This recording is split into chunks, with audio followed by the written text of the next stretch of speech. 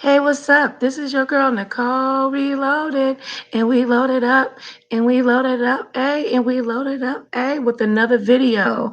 Happy Martin Luther King Day. Happy Monday evening. May God bless you. Okay, I have a live here that I've been trying to put together for some hours. Okay, and what I'm gonna bring to you, my daughters and sons, my family of YouTube, Insomniacs, wake up, okay, is the reporter's footage from inside the Capitol siege, okay?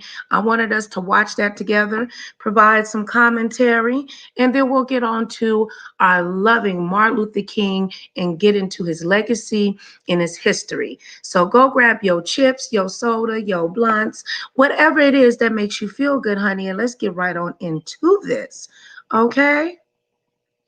Now, let me know down in the comments if the sound is good, but let me give this warning first.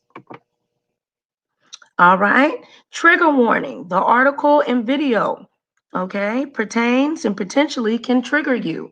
Trigger warning. All right, let's get into it, baby. Make sure that you like, share, subscribe, and thumbs up. Why don't you? Okay, we need the sound. If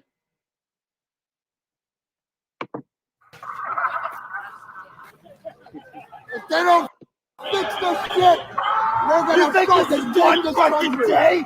Millions of Americans are out To protect the Constitution of the United States against enemies, foreign and domestic!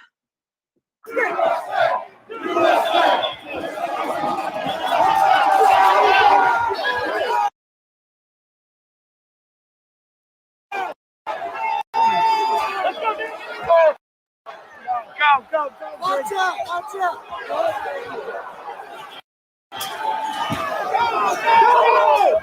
Go! Easy.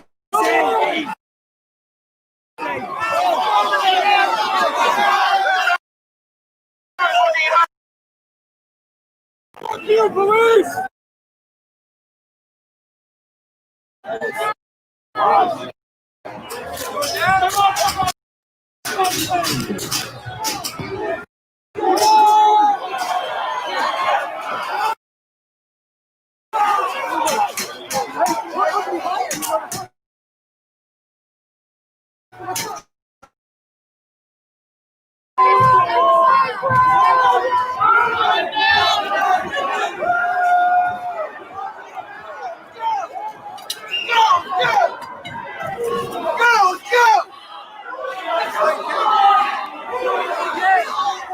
Whose house?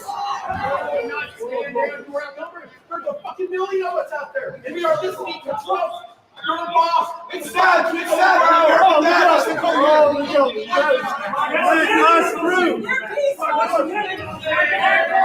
Let the people in.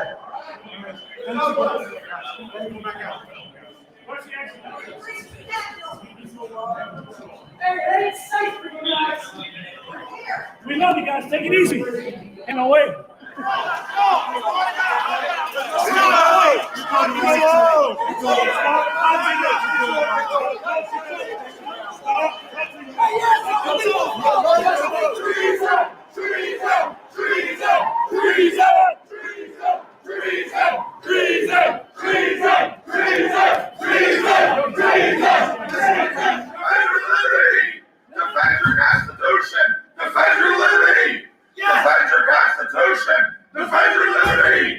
Defend your Constitution!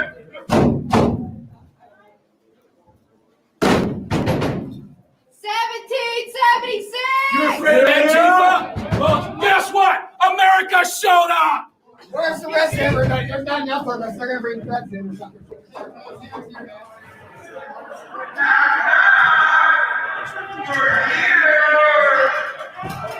Is this the signal?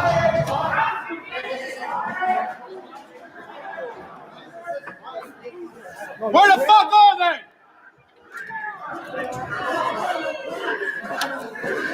Where are they? While we're here, we might as well set up a government. seat, people! Let's take a seat! Nancy Pelosi. Let's vote on some shit! Where the fuck is Nancy? We pay for it. This is our house. No, this is our chair. I agree with you, brother, but it's not ours. It belongs to the Vice President of the United States when he's in here. It's not our chair.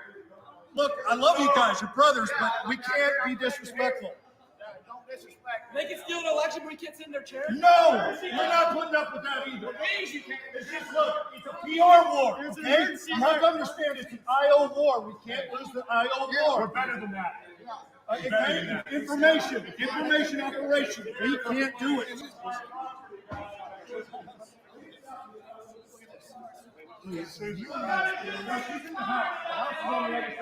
I want to film me. Just get a snap of that. Hey, how y'all get down there? We're downstairs. And look here, look. Ted Cruz's objection to the Arizona. His objection. He was going to sell us out all along. Really? Look. Objection to counting electoral votes of the state of Arizona. Can I get a photo of that? Wait, no, that's Oh, no, that's actually okay. All right, we're I'm pissed. He's with us. He's with us. There's got to be something in here. We can fucking use against these scumbags. We're not going to fold, man. America's a republic. Oh no, this is good stuff. Hey, we're not going to fold. No, this is good. This is all good. This is talking about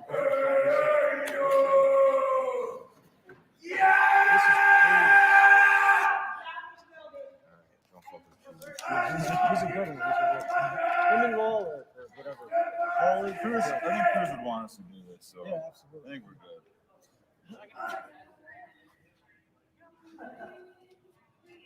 Hey! Fucking hey, man.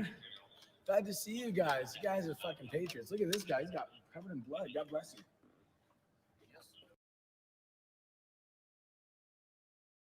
Okay, dude is straight tripping. They up in Capitol Hill, and this reporter then got this footage inside the Capitol siege, and this dude just rolled up in here like this is the normal thing to do, like this is just a regular, everyday thing to do. Is this patriotism? How do you feel? Please, I would love to know. What do you think? Should they be fully punished? Now, isn't that the gentleman that his mother stated that he needed to be on a vegetarian diet? You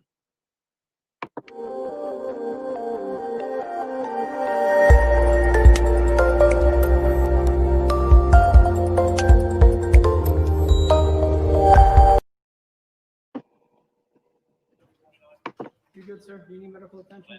I'm good, thank you. All right. I got shot in the face. I got shot in the face with some kind of plastic bullet. Any chance I could get you guys to leave the Senate wing? We will. I've been making sure they ain't disrespecting the place.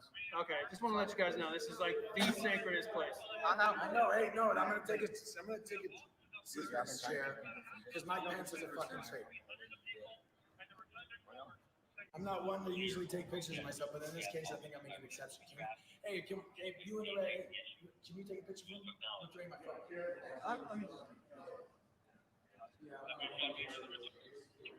Literally.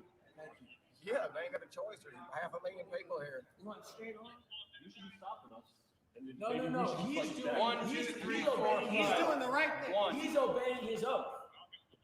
I'm making sure you guys don't do anything else. Now that you've done that, can I get you guys to walk out of this room, please? Yeah. Yes, sir. I would greatly appreciate it. Hey, come on, man. I feel like you're pushing the line. Hey, Come on, man. I am. Come on, man. This is our capital. Let's be respectful to him. Hey, There's 4 million people coming in, so there's a lot of control. We love you guys. We love the cops.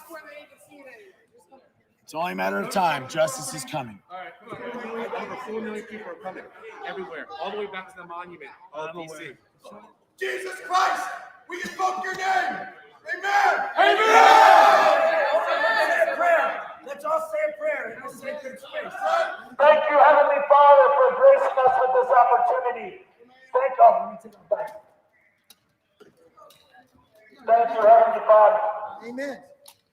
for this opportunity to stand up for our God-given unalienable rights. Thank you, Heavenly Father, for giving the inspiration needed to these police officers to allow us into the building, to allow us to exercise our rights, to allow us to send a message to all the tyrants, the communists, and the globalists, that this is our nation, not theirs, that we will not allow the American way of the United States of America to go down. Thank you, divine, omniscient, omnipotent, and omnipresent Creator God, for filling this chamber with your white light of love, with your white light of harmony. Thank you for filling this chamber with patriots that love you and that love Christ. Thank you, divine, omniscient, omnipotent, and omnipresent Creator God, for blessing each and every one of us here and now. Thank you, divine Creator God, for surrounding us with your divine, omnipresent white light of love and protection, peace, and harmony. Thank you for allowing the United States of America to be reborn. Thank you for allowing us to get rid of the communists, the globalists, and the traitors within our government. We love you and we thank you. In Christ's holy name we pray. Amen!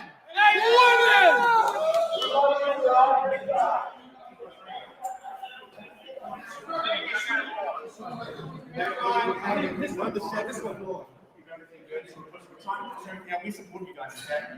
We support you guys. We support you guys, and we appreciate what you're doing. We know you're doing your job.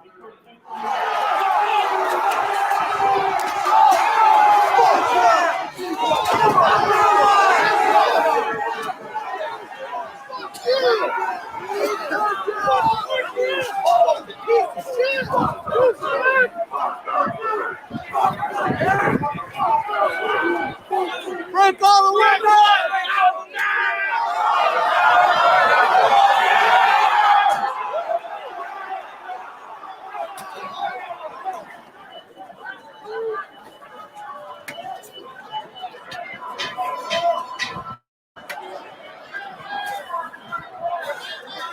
You want to run out of lace? That's all you got. That's all you got. That's all you got. That's all you got.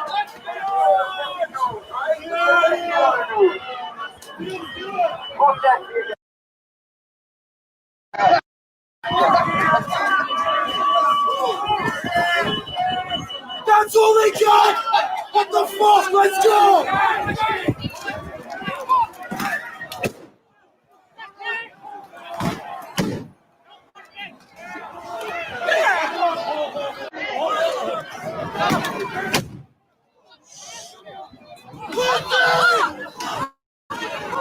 Fucking pussy!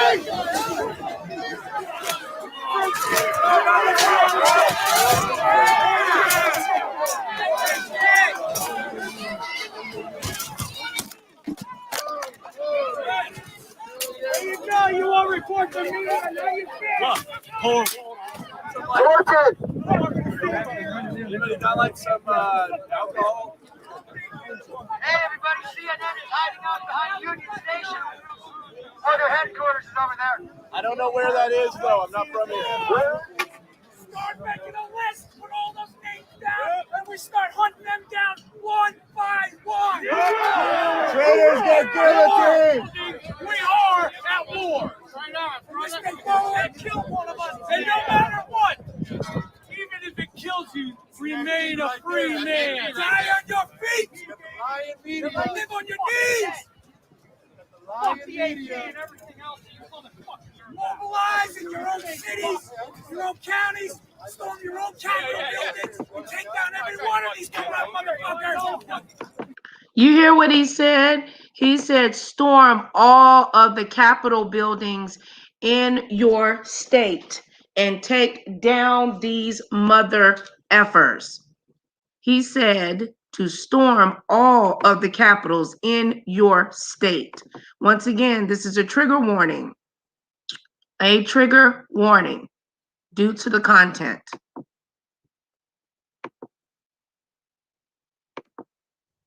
Fucking listen to allowed this to happen.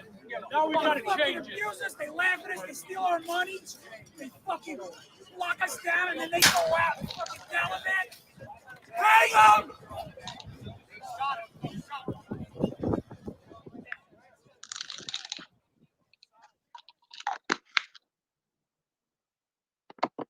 He said they go out and gallivant while they still, hold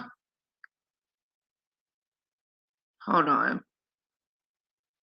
They go out and gallivant.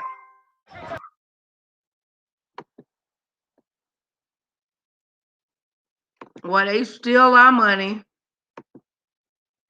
and they get to have fun. Okay?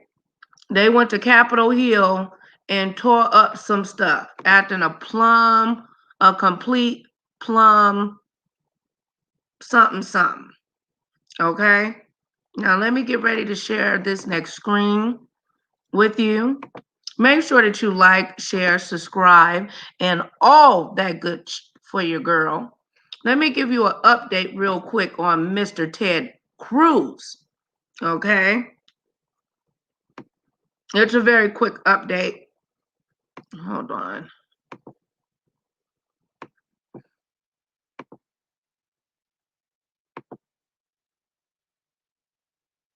Alrighty, let's get it started, baby.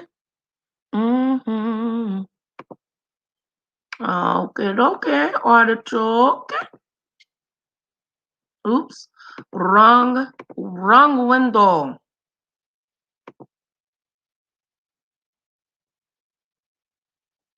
Now, Ted Cruz, they're calling for Ted Cruz to resign, but they acting like they don't know the tea. Well, Ted Cruz acting like he don't know the tea. Okay, so let's go ahead and get into it and play this. Times joining other Texas newspapers calling for the removal of Texas Senator Ted Cruz.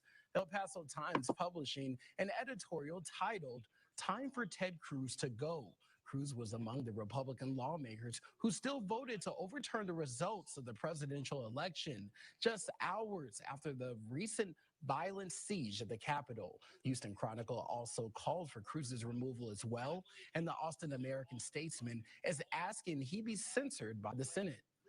Over the weekend, the El Paso Times joining other Texas newspapers calling for the removal of Texas Senator Ted Cruz. The El Paso Times publishing an editorial titled, "Time for Ted Cruz to Go."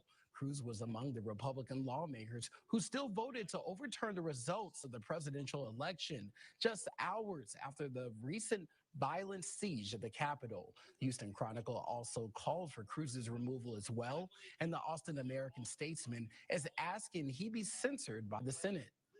Over the weekend, the El Paso Times joined. Okay, well, there you go on the short clip. Do you think that Ted Cruz should resign?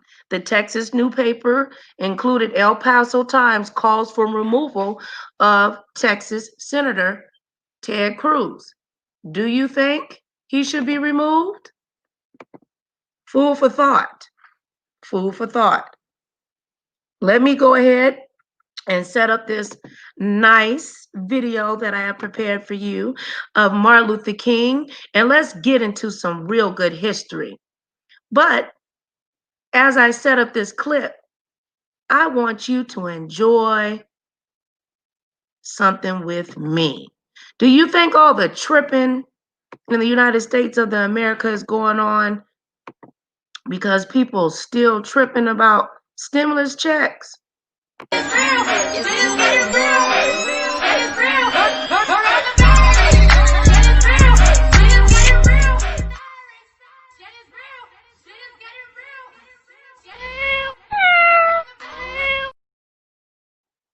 Have you gotten your check yet? Let's get into it. Be going. What a money reside. What a money reside. What a money reside. What a money reside. Okay, let me tell y'all something. I'm doing something real big this month. Any deal that y'all got and they beating us, I'm gonna be about $400. Just give me your pen and the paper, cause I'm asked. What the what? What a money reside. What a money reside. What a money reside. What a money reside. Okay, I told y'all before. Y'all know what I do. I give all these good deals and everything else. Y'all better ask about me because I do all that all the time. And that's on who? Man had a little lamb. Okay.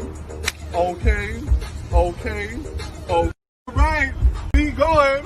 What a money reside. What a money reside. What a money reside. What a money reside. Okay, let me tell you. Be going. What a money reside. What a money reside. What a money reside. What a money reside. Okay, let me tell y'all something. I'm doing something real big this month. Any deal that y'all got and they beating us, I'm gonna be about $400. Just give me your pen and the paper, cause I'm asked. What the what?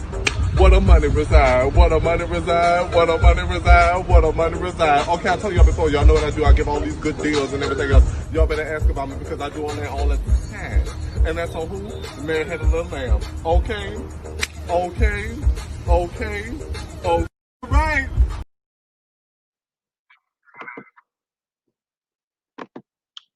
All right. Let me see. Okay. Sensitive. Now, what we're going to listen to is Martin Luther King Speaks, introduced by James Baldwin. This is a very, very beautiful part of history, and I want us to sit back and enjoy it together. In the meantime, can you make sure you do me a favor by doing this?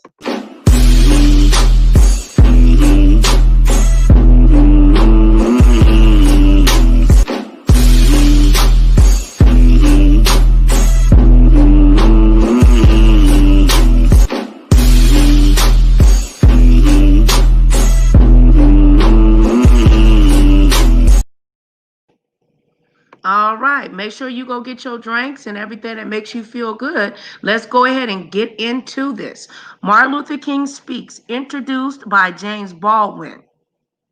Martin Luther King Speaks, introduced by James Baldwin. Okay? Make sure that you like, share, comment, and subscribe, and thumbs up your girl. I didn't know I was going to talk really, and I'm not going to talk very long. What can I say? The man who we are here to talk to, who will talk to us, that is Martin Luther King. I think it's very important to remember that this moment in 1968 is a kind of combination of things that began in this country quite a long time ago, and specifically speaking, 1954, with the Supreme Court decision outlawing segregation in the schools, and in 1957, when Martin was thrown that ball in Montgomery, Alabama, when Rosa Parks refused to stand up because her feet hurt. Now, we watched in this 11 years, in this 13 years, depending on the point of view, in this country, a terrible descent. What Rosa Parks was saying in Montgomery, 1956, what the Negroes were saying in the march for 389 days, the country did not want to hear and did not hear. And as time rolled on, and kids, including people like Stokely Carmichael, were being beaten with chains, thrown to jail, marching up and down those dusty highways, trying to change the conscience of this country. Still nobody heard, and nobody really cared. And poor Martin spent most of his time in and out of jail, as all of us.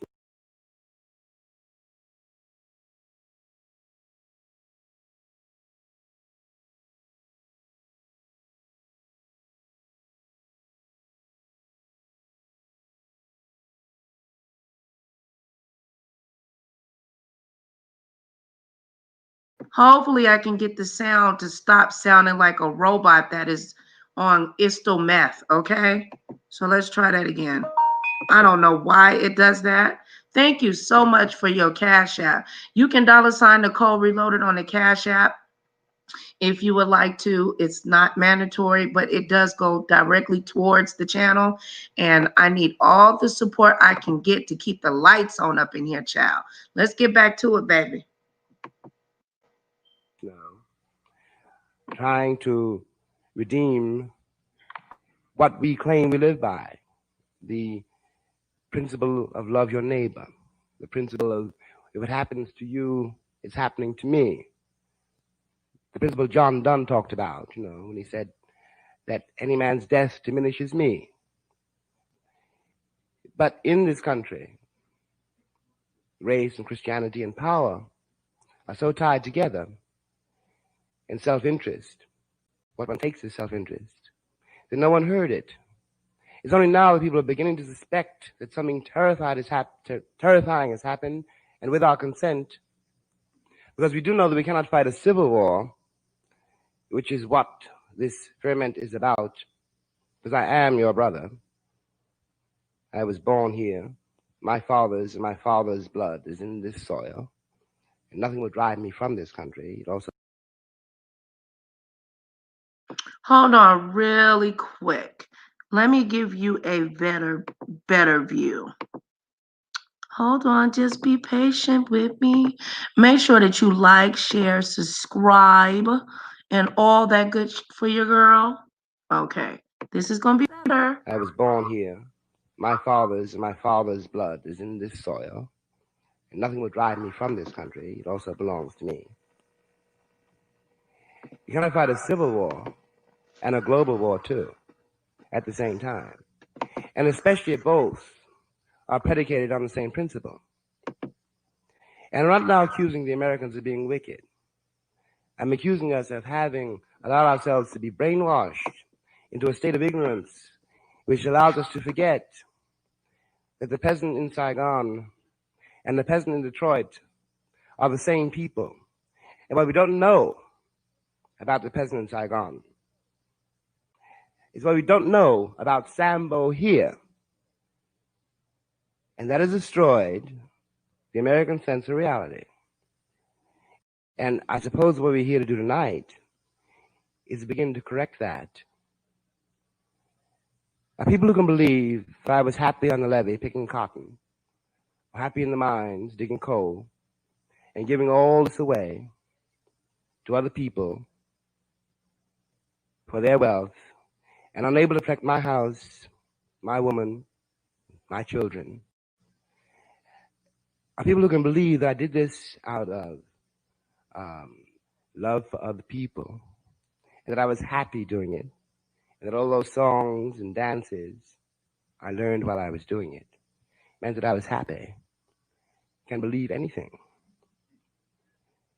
And I'm afraid that the people who claim to represent us in Washington these days, from the president on down, do believe that. And do believe, as they believe so long, that they have the right to tell me how to live. And are unable to begin to suspect that other people, Sambo, for example, can teach us a great deal about how to live. That's all I have to say, really. I think that the most hopeful thing that is happening in this country now is that finally, cities being blown up, the isolation of black and white being more severe than it's ever been before, the great, great gap between all of us in this country, all over this country, and the fact that the government does not in any way whatever respond to what the people feel, is finally forcing all of us to realize that the life of this country is in our hands. It is not as it was thought of 10 years ago when Martin and those kids were marching up and down those highways, a Negro problem or a civil rights problem. What it is for all Americans now, and I mean this literally from the very bottom of my soul, it is now a matter of life or death. It's up to us. Thank you.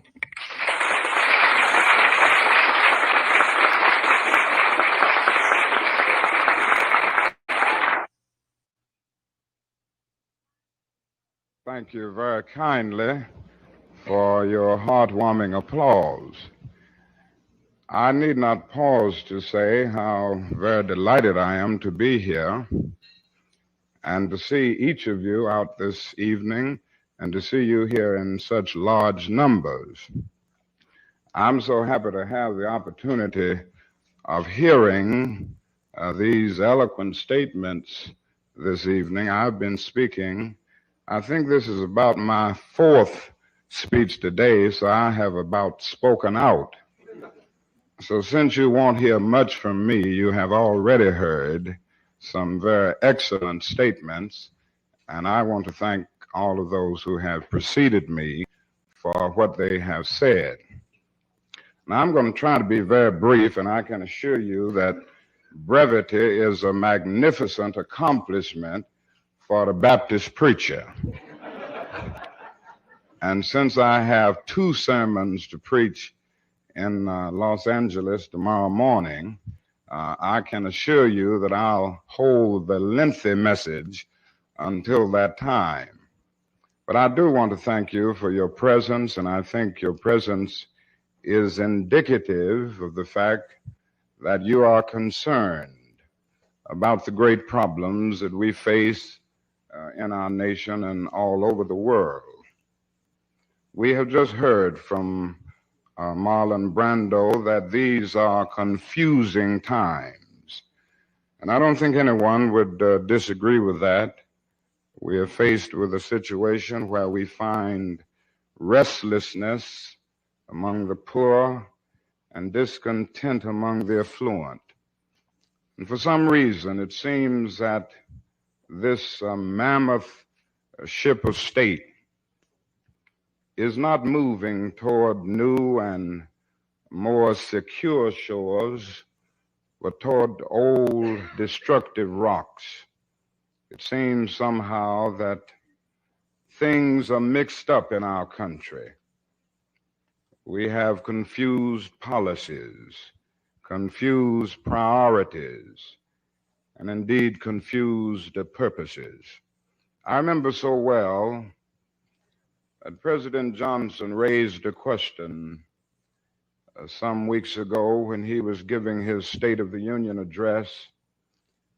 He talked of all of the beautiful television sets that we have over the nation. In fact, he gave the number, about 70 or 80 million. He talked about the beautiful automobiles and the massive expressways that will hold our automobiles up and keep them flowing. He talked about the number of automobiles, new automobiles that come out every year. And he said after that, yet that is questioning in the land. That is a strange restlessness.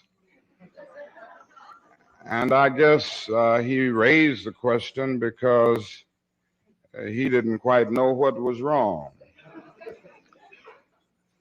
Well, there is something radically wrong. And I suspect it is that in all too many instances, we have allowed the means by which we live to outdistance the ends for which we live. We have maximized the minimum and minimized the maximum. And so we've ended up with guided missiles and misguided men. And I guess that's the basis of the questioning and the restlessness facing this generation. Our nation is in a mess. The world is in a mess. Now the question is, what do we do? And I must confess that I have no pretense to omniscience. I don't know everything, and the answers are hard to find today because of the great ambiguities of life and history. But we have to do something. Marlon Brando also mentioned the riot report, the Kerner report, that came out a few days ago. And it said some things to us that we cannot ignore. Some of us have been saying these things all along, but nobody paid much attention to them. Now, maybe after they have now been said by a presidential commission, and now that these things have the halo of respectability about them, maybe some people will listen. But in gloomy and realistic terms, that report pointed out that our nation is moving toward two societies, one white and one black, separate and unequal. And the fact is that with this kind of move taking place, hatreds are deeper, tensions are greater, misunderstanding will be wider. But the commission report didn't stop that. It brought out another thing that is often painful to hear, and yet it must be heard if the problems that we face in our nation are to be solved. And that is the fact that racism is still at the center of our nation. We must honestly face the fact that America is a racist society. And we must see racism for what it is. It is a myth of an inferior people. It is a tragic notion that one group has all of the worth and all of the knowledge, all of the significance, all of the purity. And another group has all of the inferiority, the worthlessness, and the impurity. And whenever racism is a basic philosophy, whether it is expressed overtly or whether it is subconsciously or latently held, it always brings into being an absolute disrespect for human personality. Now, the first thing that must be on the agenda of our nation is to get rid of racism in all of its dimensions. And it means that white America will have to do something positively, affirmatively, and meaningfully in order to bring all of God's children into the mainstream of the life of this nation. It cannot be done short of something massive. And it means that those who have not known the pathology of the ghetto will have to somehow take that empathetic journey and join hands with those who have been denied and who have been hurt and who have been exploited for so many years. Massive programs are needed, and that means billions of dollars. And the question is whether the affluent part of America is willing to make the sacrifice so that everybody will be able to live a creative life. I was saying earlier this afternoon to a group that sometimes the bootstrap philosophy can be exaggerated. Certainly, people should try desperately to lift themselves by their own bootstraps. But we must always understand that this cannot be an absolutistic philosophy.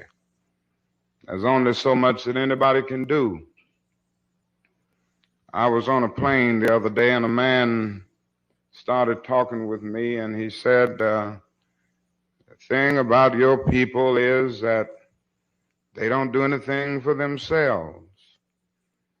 And he went on to say that all of the other ethnic groups have come to America and they face problems just like your people, and yet they lifted themselves by their own bootstraps. And I looked at him and tried to talk with him in understanding terms. And I said, you know, it doesn't help the Negro for insensitive, unfeeling white people to say that other ethnic groups who have been in this country 100 or 150 years and who came voluntarily have gotten ahead of him, and he's been here almost 350 years, and he was brought here involuntarily in chains. And I went on to say to him that no other ethnic group has been a slave on American soil. And then I went on to bring out to him that the nation made the black man's color a stigma. And the fact is that when his color was made a stigma, That brought about a great sense of depression. There was no way to change it. And even linguistics and semantics conspired to make the Negro feel that he was nobody. If you open Roget's Thesaurus, you will find there are some 120 synonyms for black. And virtually all of them represent something low, degrading, nasty, smut, dirty. You'll find about 130 synonyms for white. Almost everyone represents something high, pure, chaste, noble. And in a real sense, our children have so often been taught day in and day out 120 ways to feel that they are inferior, and whites have been taught 130 ways to feel that they are superior. And so a white lie in our society is a little better than a black lie. If somebody goes wrong in the family, we don't call them a white sheep, we call them a black sheep. If we get mixed up in other ways with the law, we don't call it white male, we call it black male. We don't whiteball people, we blackball them. Now, this sounds a bit humorous, but it is true, and one can see what happened after generations of oppression and denial, and a feeling that was developed because the color was made a stigma, that you are nobody. And so many Negro boys and girls grew up feeling this, that they didn't have any dignity and any worth.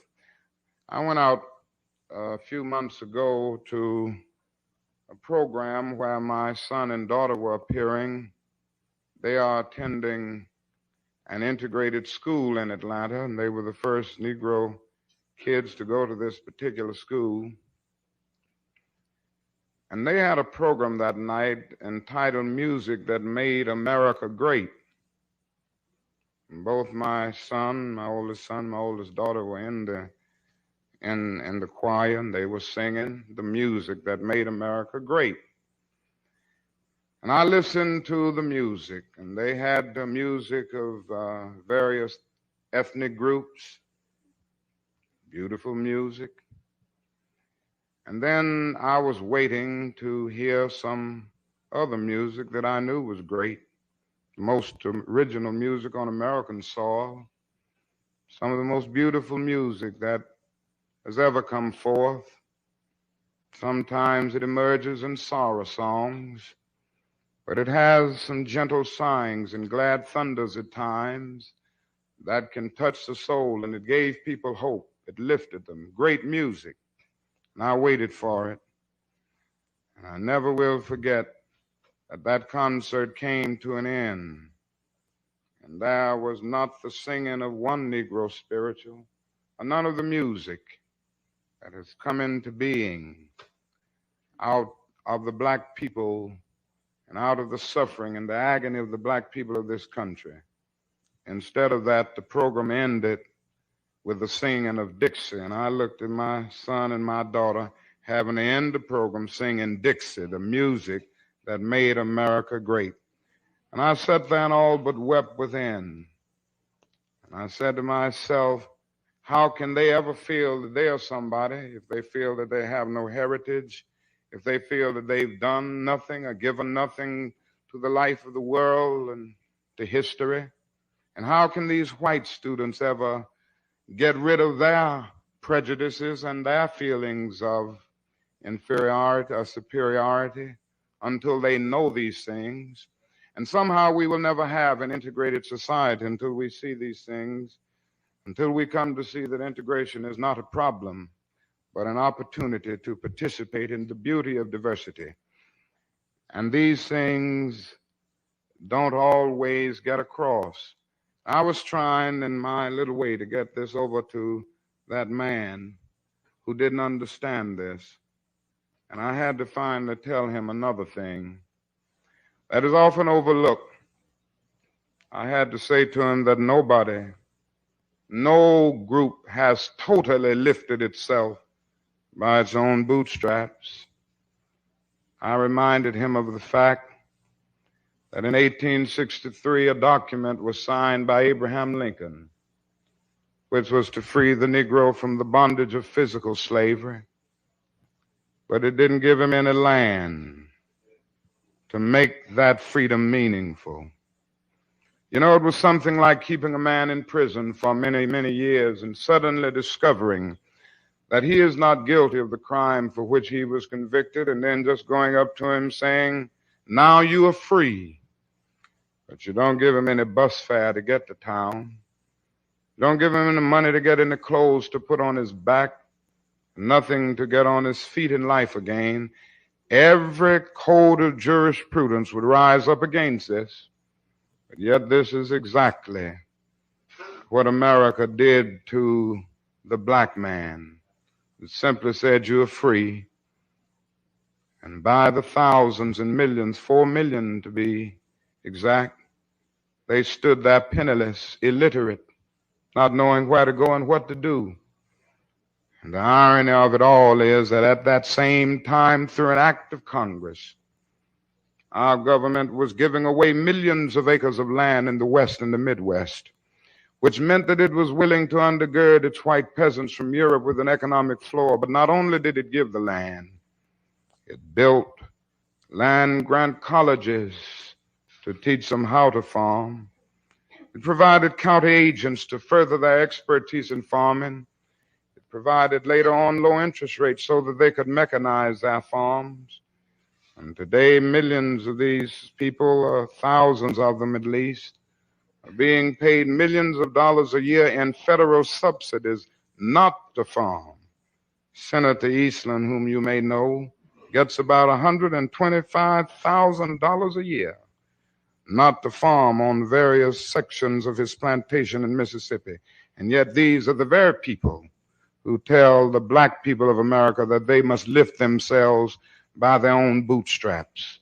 Somewhere we must come to see that there is a massive job to be done, and it cannot be done without massive concern and without an understanding that that is a great deal of repentance that must take place.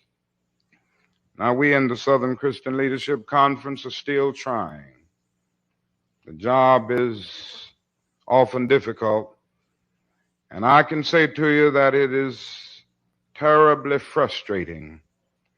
Often we all feel that we are struggling in a situation where the problem is basically insoluble. And yet, in order to live, you've got to maintain hope. You've got to go on in spite of. You've got to have that something that the existential philosophers call the courage to be. And so we're trying to go on in spite of. And as we go on, we need the support of all people of goodwill. The problem can only be solved when there is a kind of coalition of conscience. Now, I'm not sure if we have that many consciences left. Too many have gone to sleep. But there are some left. And we've got to be that something that Arnold Toynbee, the historian, refers to as a creative minority, ready to do battle for the sacred, vital, valid issues of life, ready to do battle for the principles of justice and goodwill and peace and brotherhood. There are a lot of poor people in our nation. We've seen them in various ways, but so often we don't allow ourselves to see them. And therefore they become invisible. The invisible poor. I would not fool you when I say that I've been in the Delta of Mississippi, and I've been in the little shacks of people who earn less than $400 a year. I wouldn't be fooling you if I told you that I've been through the slums of Chicago. I lived in one. I've been through the slums of Cleveland. I lived there for about 6 months last year. And I would not be telling you an untruth. And I say to you that I've seen young Negro men and women not earning enough money, and their parents not earning enough money to begin to function in the mainstream of life. I've seen the lead poisoning in their houses. I've seen the rats and I've seen the roaches. I've seen them because they didn't get much sleep that night. They had to stay awake to keep the rats away from their children. I've seen these things with my own eyes. And sometimes out of despair, out of agony, and out of the ache and anguish of their daily lives, they try to forget it all and they try to escape. Sometimes they turn out of humiliation to dope addiction, alcoholism, not wanting to face it. Sometimes a father will end up leaving his family because the welfare law says that a family can't get welfare if there's an able-bodied man in the house. And here he is unemployed, not able to get a job, but he's in the house. And so for humanitarian reasons, he ends up deserting the family so that the children can get something to eat. I've seen these things happen. Now the job facing the nation today is to get rid of poverty. We're the richest nation in the history of the world. Our national gross product this year is about $800 billion. That is what it is, the richest nation in the history of the world. It wouldn't take much to do what I'm talking about. It wouldn't take a great percentage of that national gross product to do what I'm talking about. If the haves are willing to somehow join hands with the have-nots and armed with compassionate traveler's checks, journey into that other country of their brothers' hurt and denial and neglect, it wouldn't take that much. We've done it before. We talk in Congress about rewarding the rioters. And I've heard congressmen standing up saying they aren't going to reward the rioters. And I think of the fact that we developed a Marshall Plan after Hitler had destroyed a great deal of Europe. We built it back up. We built a great deal of Germany back up. And nobody said you are rewarding the Nazis. And that is something shameful about a nation with people who have lived in it all of these years. Because in anger and in moments of understandable bitterness, they exploded into violence. And the only response is to call for a day of prayer and the appointment of a commission. And then the president won't even say a kind word about his own commission's report. It is time now for something positive to take place. And this is why we're going to have a campaign in Washington. This is why we're going with poor people. I don't know what we'll be able to do in Washington. Frankly, I know we've got to do something. I know we've got to take the inchoate rage of the ghetto and transform it into a constructive and creative force. It is not enough for an oppressed people to be angry, because anger is not a program. It is necessary to unite and organize so that that anger can be transformed into a creative and constructive force. And this is what we are trying to do in our Poor People's Campaign in Washington, taking the power of direct action, keeping this issue before the attention of the nation, and developing a movement that is dramatic and attention-getting, so that for at least 60 days, nobody in this country can overlook the fact that there are poor people around. And we solicit your support as we go to Washington, not to beg, but to demand jobs or income now. And there's one other thing.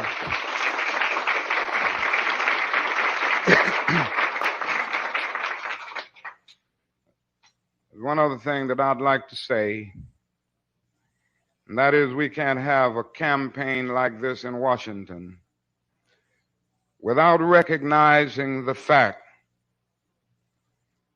that as long as the war in Vietnam is taking place, we cannot seriously address ourselves to the great problems, and the blight, and the despair, and the slum conditions of our cities. And that this is why I have been determined to keep these two issues together.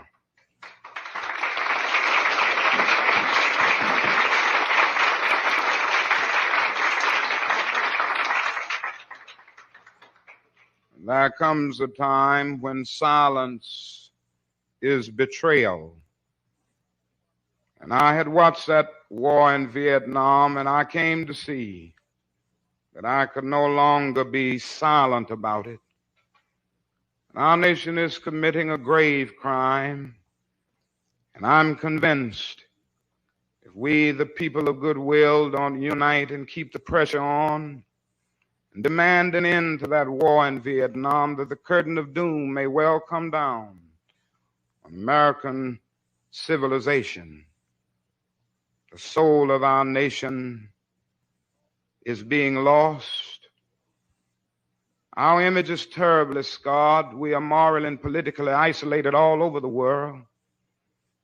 There isn't a single ally, former ally in terms of a major nation in the world that would dare send a troop to Vietnam. Not only are we morally and politically isolated in the world, we are playing havoc with our domestic destinies. Not only that, we are saying to the world that we are a terribly arrogant nation. Senator Fulbright calls it the arrogance of power. And we are arrogant in feeling that we have everything to teach every other nation and nothing to learn about them and learn from them. We are arrogant in feeling that we are fighting for the rights, in quotes, of another people, and we won't put our own house in order. We are arrogant in sending young black men and white men to fight in brutal solidarity on the battlefields of Vietnam, and yet when they come back home, it is doubtful that they'll be able to live together on the same block. These are the facts of life. But not only that, the longer we stay in the war in Vietnam, the closer and closer we push the whole human race to destruction. So we must oppose this war. We must oppose it because it's evil, it's unjust, it's inhuman, and because it can destroy everybody. There are those who say to me, you should stick to civil rights and don't mix these issues. And I always have to say that it would be rather absurd for me to be working for integrated housing and integrated schools and not be concerned about the survival of a world in which to integrate. And I think we've got to see that the question now is the survival of mankind. John Fitzgerald Kennedy said on one occasion, mankind must put an end to war. A war will put an end to mankind. This is where we are today. And so let us continue to stand up for peace, and let us continue to stand up for freedom and justice. Let me say in conclusion that even though our struggle is much more difficult now, and it's more difficult because it's going to cost something. It's going to cost billions of dollars. As I said earlier today, it's easier to integrate a lunch counter than it is to eradicate slums. It's easier to guarantee the right to vote than it is to guarantee a guaranteed annual income or to create jobs. And so things are more difficult now. And I must honestly confess that I go through those moments of disappointment when I have to recognize the fact that there aren't enough white persons in our country who are willing to cherish democratic principles over privilege. But I'm grateful to God that some are left. And I say to you that our goal is freedom. I believe we're going to get there, however difficult it is. And I believe we're going to get there because however much she strays away from it, the goal of America is freedom. And our destiny is tied up with the destiny of America. Abused and scorned though we may be as a people, our destinies are tied together. Before the Pilgrim Fathers landed at Plymouth, we were here. Before Jefferson etched across the pages of history the majestic words of the Declaration of Independence, we were here. Before the beautiful words of the Star-Spangled Banner were written, we were here. And for more than 2 centuries, our forebears labored here without wages. They made cotton king.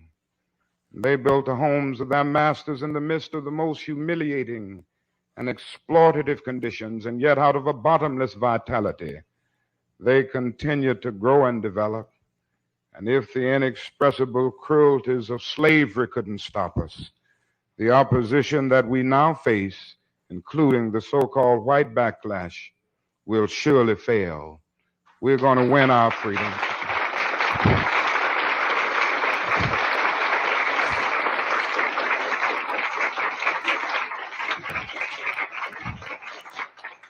We're going to win our freedom because both the sacred heritage of our nation and the eternal will of the Almighty God are embodied in our echoing demands. And so together we will work until we make America one nation, indivisible, with liberty and justice for all. Thank you.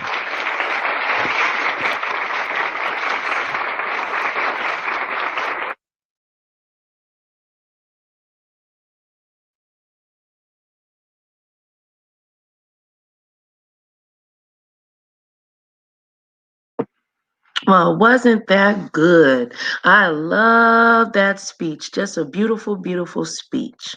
So let's get on to what's going on else in the news, child. And for all of y'all that's going to be watching on the replay, I really, truly appreciate it.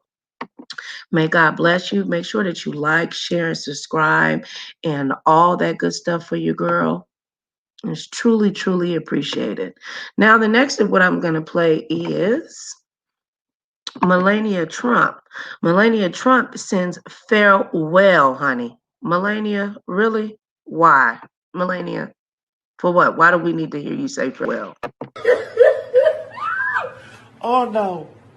Oh my God, Jesus. When I seen that, I said, oh Lord, let me get this, okay? Now, I've had these requests from my people, so y'all bear with me. Let's get into it. It has been the greatest honor. She talks so low. It's the greatest opportunity. My fellow Americans, it has been the greatest honor of my life to serve as First Lady of the United States. I have been inspired by Girl, what did incredible you do? Americans across our country who lift up our communities through their kindness and courage, goodness and grace. The past 4 years have been unforgettable. As Donald and I conclude our time in the White House, I think of all of the people I have taken home in my heart and their incredible stories of love, patriotism, and determination. I see the faces of brave young soldiers who have told me with their pride in their eyes how much they love serving this country.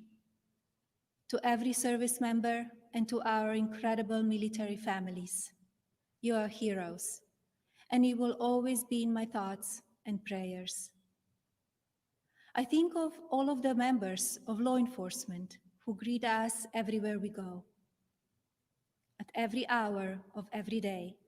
They stand guard to keep our communities safe, and we are forever in their debt.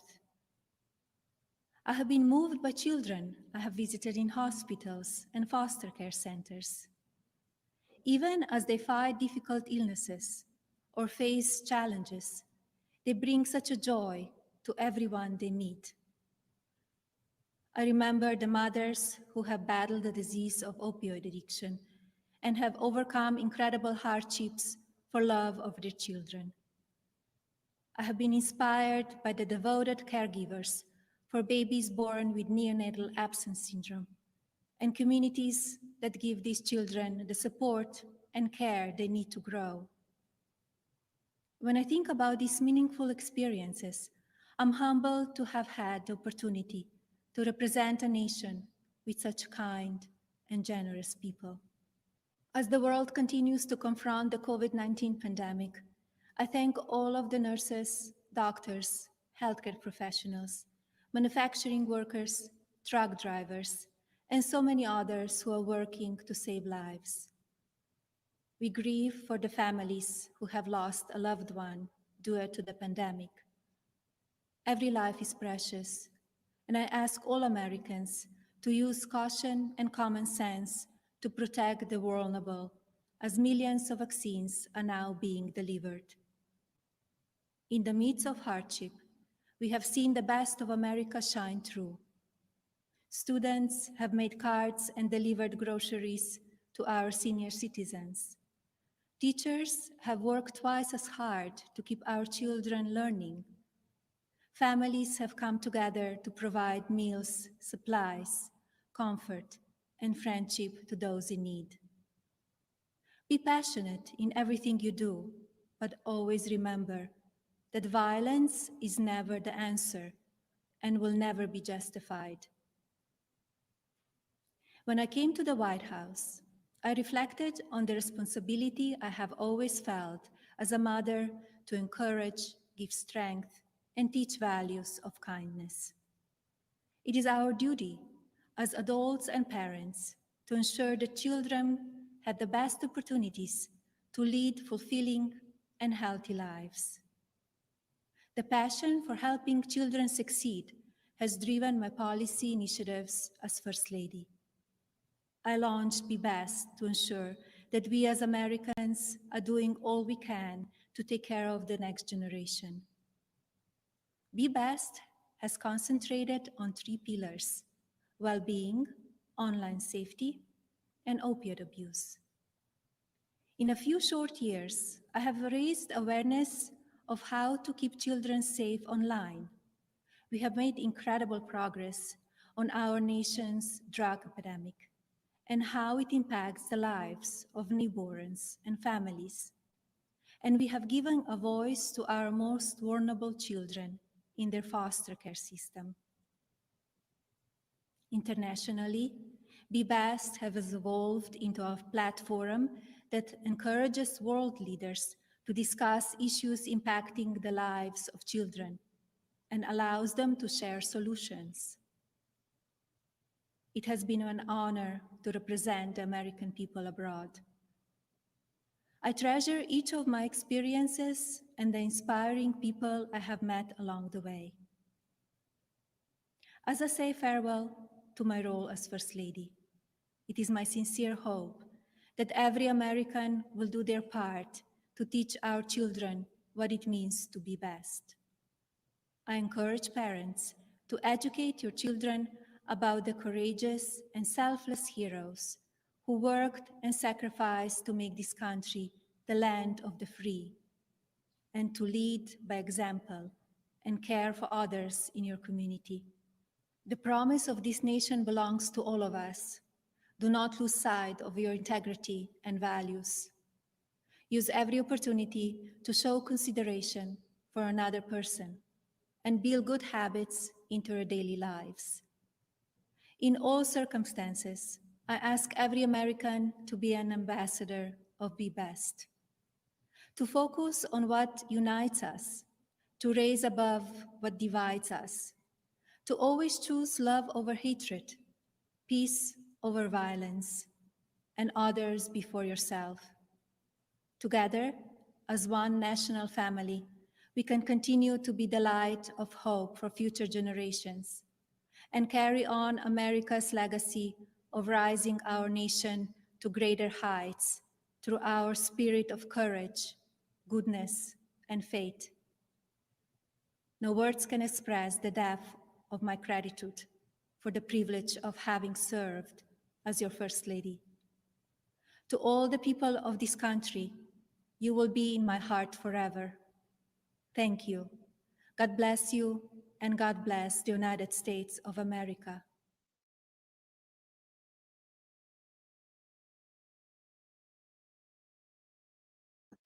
I wonder how long it took for her. Melania.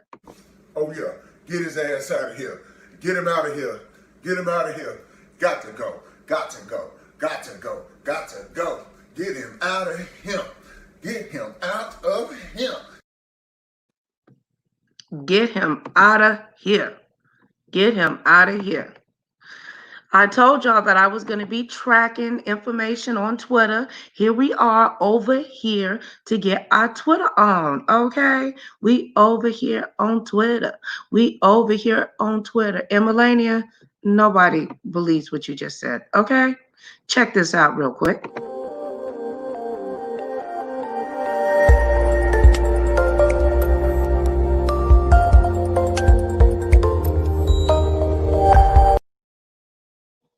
Nobody believed anything you just said, child. Okay? You did nothing for the United States of America. You did nothing, Melania. We barely even seed you, child. Anyway, let's see. Now, here we go. We're over here on Twitter. We are Twitter stalking, okay? Bloomberg Quick Table. Hear how Trump's time in the Oval Office will be remembered, says historians. Arriba!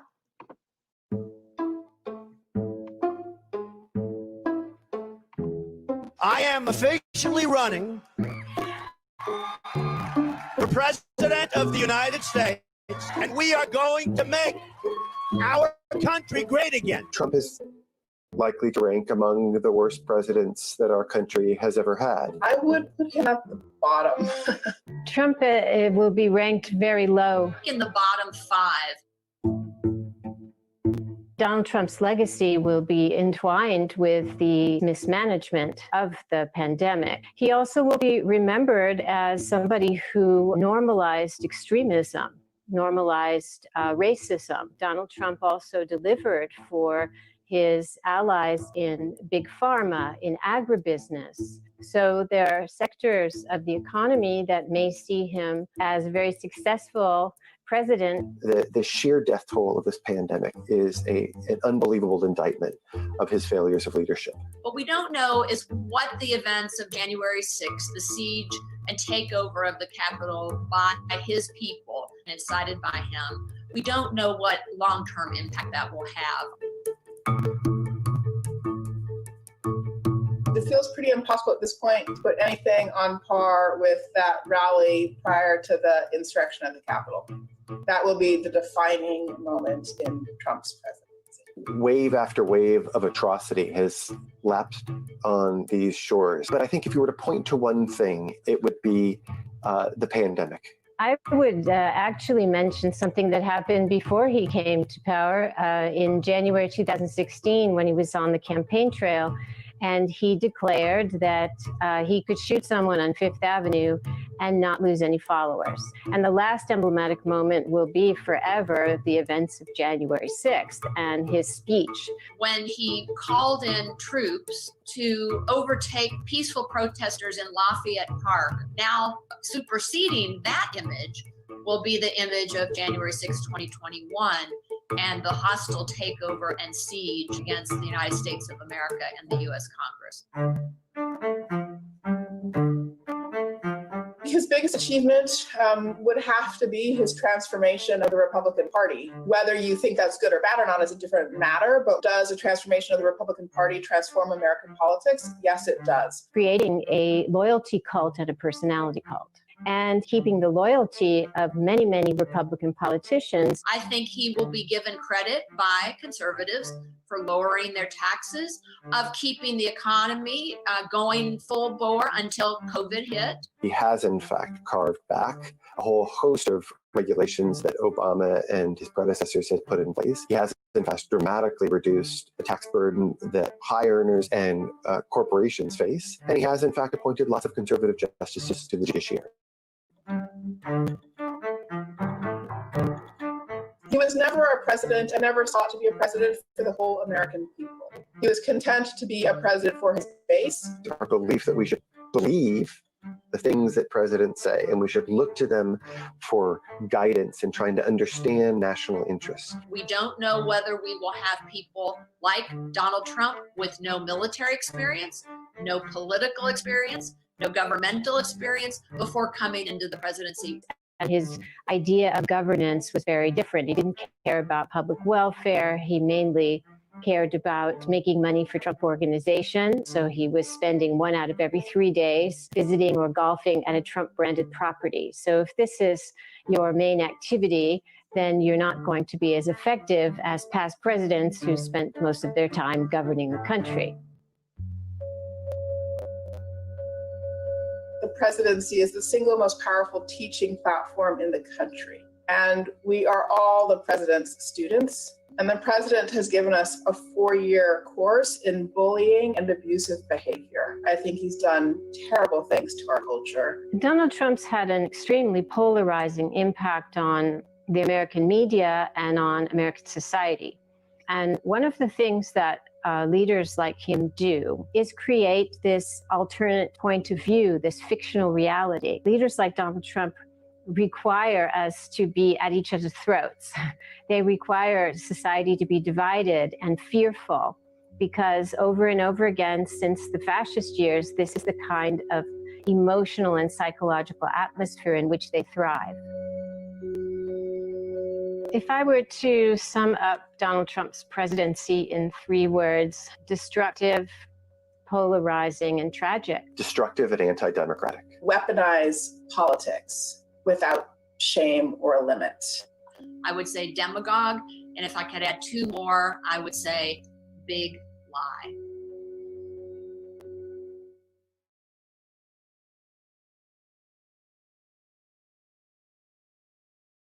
So what are your thoughts on Donald Trump?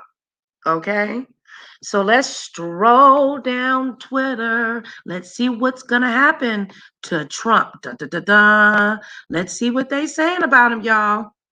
Now, I got the call-in lines ready if anybody want to call in and you share your grievances about Donald Trump. The end of President Trump's term in office. With 3 days until President-elect Biden's inauguration, let's analyze the wars that he will inherit. These are conflicts that are part of Trump's legacy, though he and his allies claim otherwise.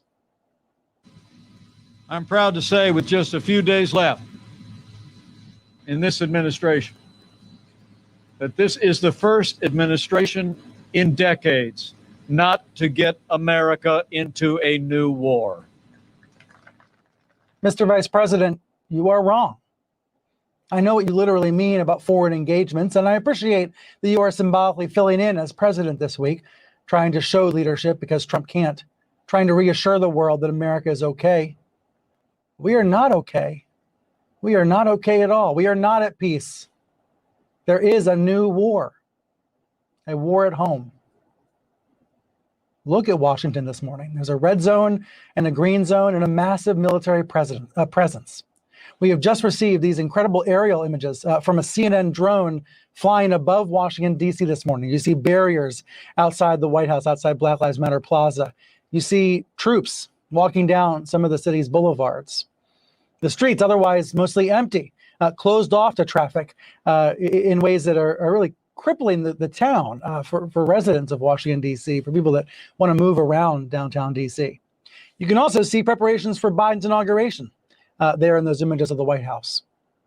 Amazing images from the CNN drone of a city in crisis, a city in lockdown. And this is how the world sees America now. Just listen to how foreign correspondents from other countries are describing D.C. right now.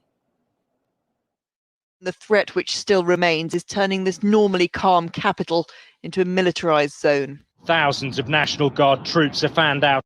Washington is in lockdown. They call this the green zone. Security is being winched tighter now in the U.S. Capitol. It looks like a capital under siege. It is so jarring to hear that, jarring to see the coverage from around the world. But these are the scars of the Trump years. These are signs of the war at home. Remember the left-wing protests in downtown D.C. on Trump's inauguration day? Remember there was a limousine set on fire? Maybe this fire, set by left-wing radicals, was foreshadowing what was to come. In general, and especially now, I think we should all be restrained with war metaphors, given the unique terror of true combat. But war has kept coming to mind these past 4 years, with a president waging a war on the truth. And lately, it seems a war on reality itself. That's what some of this has felt like, a war with reality, a country at war with ourselves. Look, on January 6th, that riot of lies, some of those rioters pretended like they were at war. They dressed for combat. They fantasized about a new civil war. Thankfully, they didn't get it. But that's a big part of the legacy of these years. A war at home.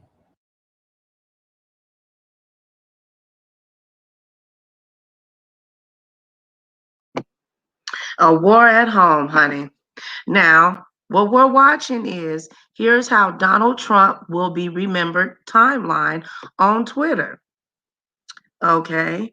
Haley Fletch says the recent spat of executions has been a testament to Trump's impact on the Supreme Court. The conservative majority has allowed each one of the executions to proceed with little to no delay. That legacy will remain long past January 2020. Donald Trump is not the only bad president this country has had in office, but from historian Kevin Kurtz's perspective, he's certainly one of the worst. Wow. Well, let's see where they're at, y'all. Oops.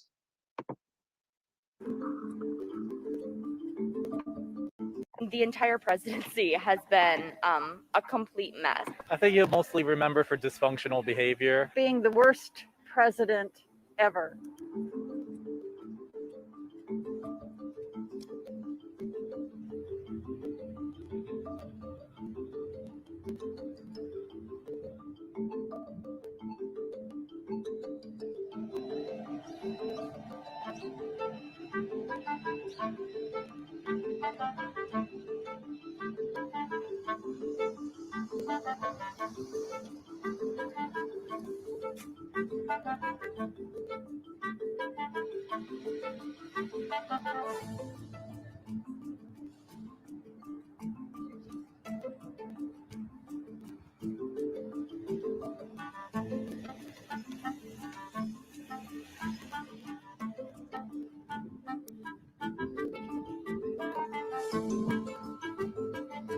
I think he will be most remembered probably because of the chaos, the attack on the Capitol. That's gonna stay there forever. I mean, if the Capitol hasn't been breached since I can remember 1814, it's like this is historical. So I think that's definitely going to stick. Probably what happened at the Capitol last week. It was pretty crazy to see people just running over the barriers and running into the Capitol. And 5 people died, so that was really shocking. I think the reaction to Charlottesville was the most disturbing. That he defended the people, the Nazis who protested, the neo-Nazis and the skinheads. I think there's blame on both sides, and I have no doubt about it, and you don't have any doubt about it either. How about putting children in jail? That was a good one. And also knowingly throwing away the key to be ever able to reunite them with their parents.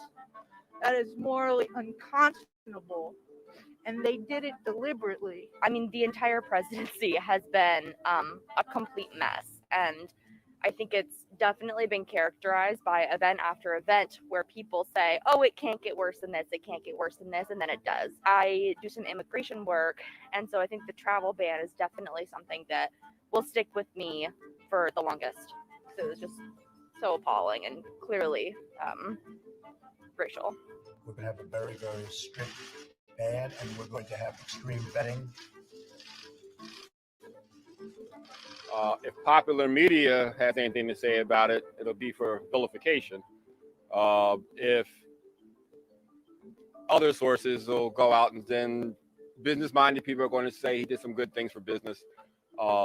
Social conscious people are going to say some yes, some no. You know, there are other things that I feel like he could have done, the issues he could have addressed that would have been more helpful and perhaps less polarizing to the people. Just how he dealt with the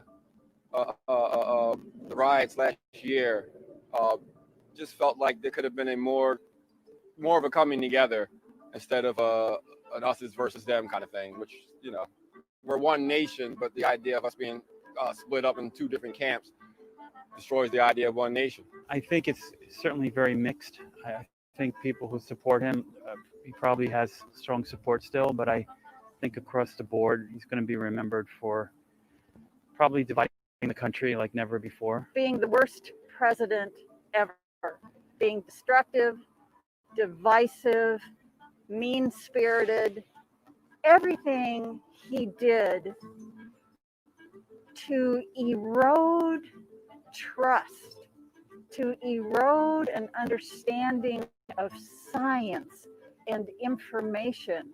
When you report fake news, which CNN does a lot, you are the enemy of the people. Go ahead. All of it together has been so destructive. I can't pick one thing. He worked to destroy the fundamental principles of what it means for democracy. The division that's been sown has really just harmed our democracy, and we don't even know if it's broken yet. It may be.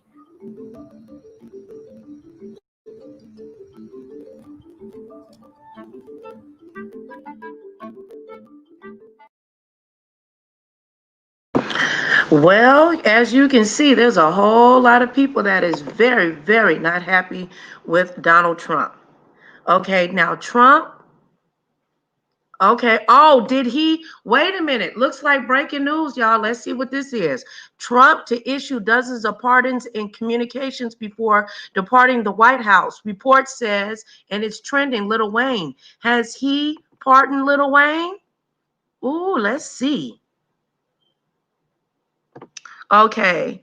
Trump to issue dozens of pardons and communications before departing the White House. The outgoing president is expected to issue up to 100 pardons and communications on his final full day in the office this week, though a pardon for himself is not expected to be included on a finalized list, according to Bloomberg and Reuters. Among those to potentially be included on Trump's list is rapper Lil Wayne, who pled guilty in federal court in 2020 to possession of a loaded handgun. Ooh, Trump. So is that why Lil Wayne was all on his, you know what? Okay, here this go. Let me get the call line. Let me see. Somebody told me that they was going to call in, child. And I don't know what I did with the phone. Please make sure that y'all like, share, and subscribe. Hey, sis, you want to click the liggity link and say your grievances about Donald Trump? Or are you going to miss Donald Trump? Are you going to cry when he leaves? Tracy, are you going to cry when Donald Trump leaves? Okay, hold on. Let me play this clip real quick while I go and grab the phone. Be going. What a money resign. What a money resign. What a money resign. What a money resign. Okay, let me tell y'all something. I'm doing something real big this month. Any deal that y'all got and they beating us, I'm gonna be about $400. Just give me your pen and the paper, cause I'm asked. What the what? What a money resign. What a money resign. What a money resign. What a money resign. Okay, I told y'all before. Y'all know what I do. I give all these good deals and everything else. Y'all better ask about me because I do all that all the time. And that's on who? Man had a little lamb. Okay. Okay, okay, okay. Right, keep going. What a money reside, what a money reside, what a money reside, what a money reside. Okay, let me keep going. What a money reside, what a money reside, what a money reside, what a money reside. Okay, let me tell y'all something. I'm doing something real big this month. Any deal that y'all got and they beating us, I'm gonna be about $400. Just give me your pen and the paper, cause I'm asked what the what? What a money reside, what a money reside, what a money reside, what a money reside. Okay, I told y'all before, y'all know what I do. I give all these good deals and everything else. Y'all better ask about me because I do on that all the time. And that's on who? The man had a little lamb. Okay, okay, okay, okay. Right.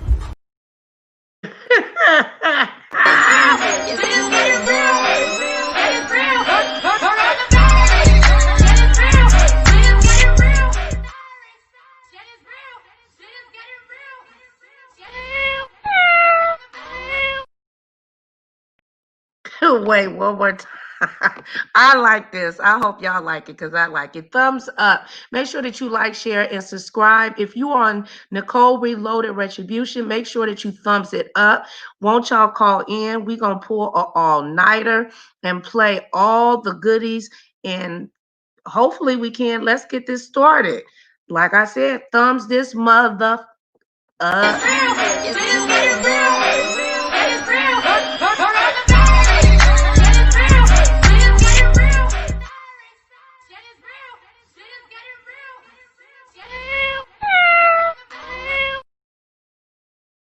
Thank you, T Love. Happy New Year, sis. I love you. I know y'all wait. Is y'all wait what? Y'all got some more of them checks, huh? Y'all like Donald Trump when he was dropping them checks up in your bank account. Y'all like y'all some Trump when he was giving y'all them loans. I know it was a whole lot of people that was loving Trump then. They was loving him then. They was loving him then when them stimulus checks came. They sure did. Let me make sure I'm not on mute. Okay. I remember last time I was talking for 15 minutes and I still had it on mute. Okay, look at this. Ugh. Okay. Let's see. Let's go to what's trending. And let's see. Let's look at one of these hashtags. Okay, no, we want to see what's going on with Trump. Hold on. Hold on.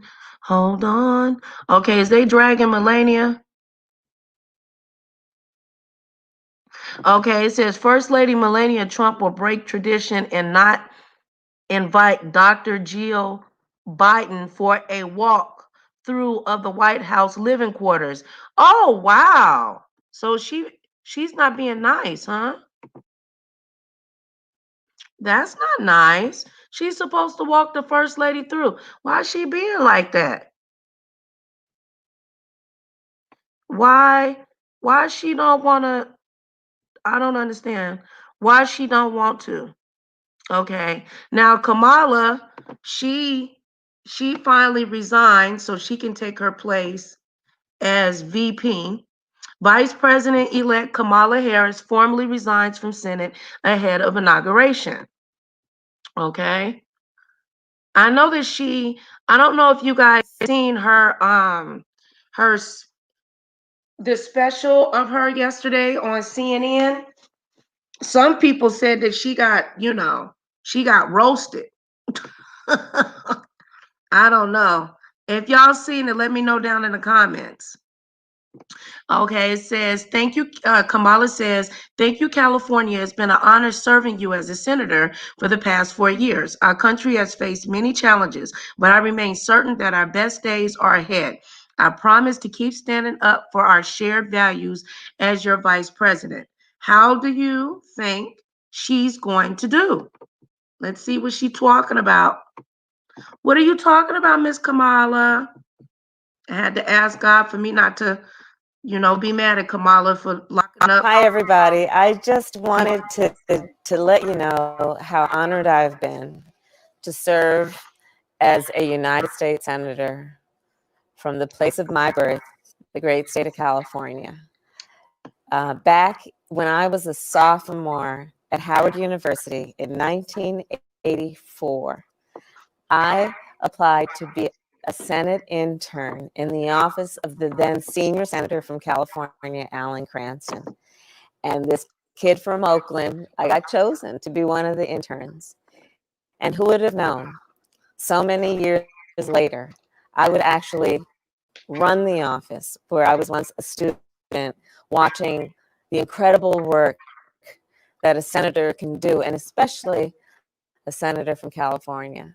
It has been such an honor to serve with a team that has worked so tirelessly, a state team that has been there, where we have received thousands of calls from our fellow Californians, constituents, concerned about whether they're getting their benefits as a veteran, concerned about FEMA protections during the wildfires, folks who have contacted us about helping them get support from various federal agencies when they needed help most. It has been an honor to serve when we have done the work in the United States Congress of fighting for climate protection and fighting knowing that California has been a leader and we can do what we've done in California as a nation. She looked like she been smoking weed. To serve with so many extraordinary American leaders in the Senate doing bipartisan work, whether it was work to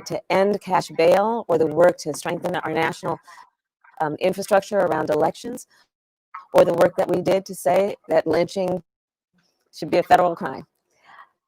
These are some of the things that we have done over the course of my 4 years, and you gave me the honor of being able to serve. And so I just wanted to say thank you. Of course, I'm not saying goodbye. In many ways, I'm now saying hello as your vice president. But I do want to thank you for the honor of representing the place of my birth as a proud daughter of California. Thank you. Kamala, was you over there chiefing on some of that good Kamala?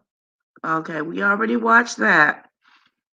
When she was on CNN last night, y'all, some of the reviews was saying that, let me see if I can find a clip of it, that they said that they were dogging, some people felt that this CNN dogged her out. Well, they had to bring up her record as a prosecutor and all of the arrest and stuff that she was involved in. She said that Kamala stated that she followed the letter of the law, that she did what she believed, not based on emotions or any of that. Everything that she did was based on facts of the law. So, and I'm also curious if any, T-Love, do you know why Miss Kamala hasn't had any kids? I haven't found anything on that. Okay, the U.S. Census Bureau Director Steve Dulleman plans to resign with the change in presidential administration. Okay, Dulleman revealed on Monday that his plans to resign with the change in presidential administrations on Wednesday as Trump leaves the White House and President-elect Joe Biden takes office. The announcement comes after multiple employee whistleblowers said that they were under pressure to gather and publish rush data on documented and undocumented immigrants. Where you going, Mr. Census Bureau Director? Where his teeth at, y'all? A lot of people running up out of here, huh? Where you going, Mr. Census? Do he have teeth? Where's teeth at? They must be real little, real teeny teeth. Let me see. He look guilty, don't he? He just look like. Okay, something just dropped. Okay, it says Biden administration rejects the lifting of the travel ban. So it looks like we're going to be trapped and possibly forced to take this vaccine. I don't know how y'all feel about taking that vaccine. Some people feel like they don't have a choice to take it. Others, like me, are like, you know, let me see.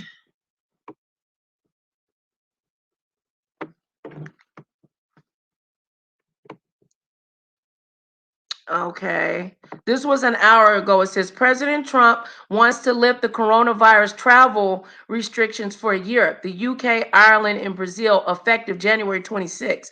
But the incoming administration won't let that happen. A Biden spokesman says on advice of our medical team. Okay, so Trump trying to let people, he wants people to, you know, be able to come out and travel, but due to the spread of the coronavirus, it's just way too risky. Okay.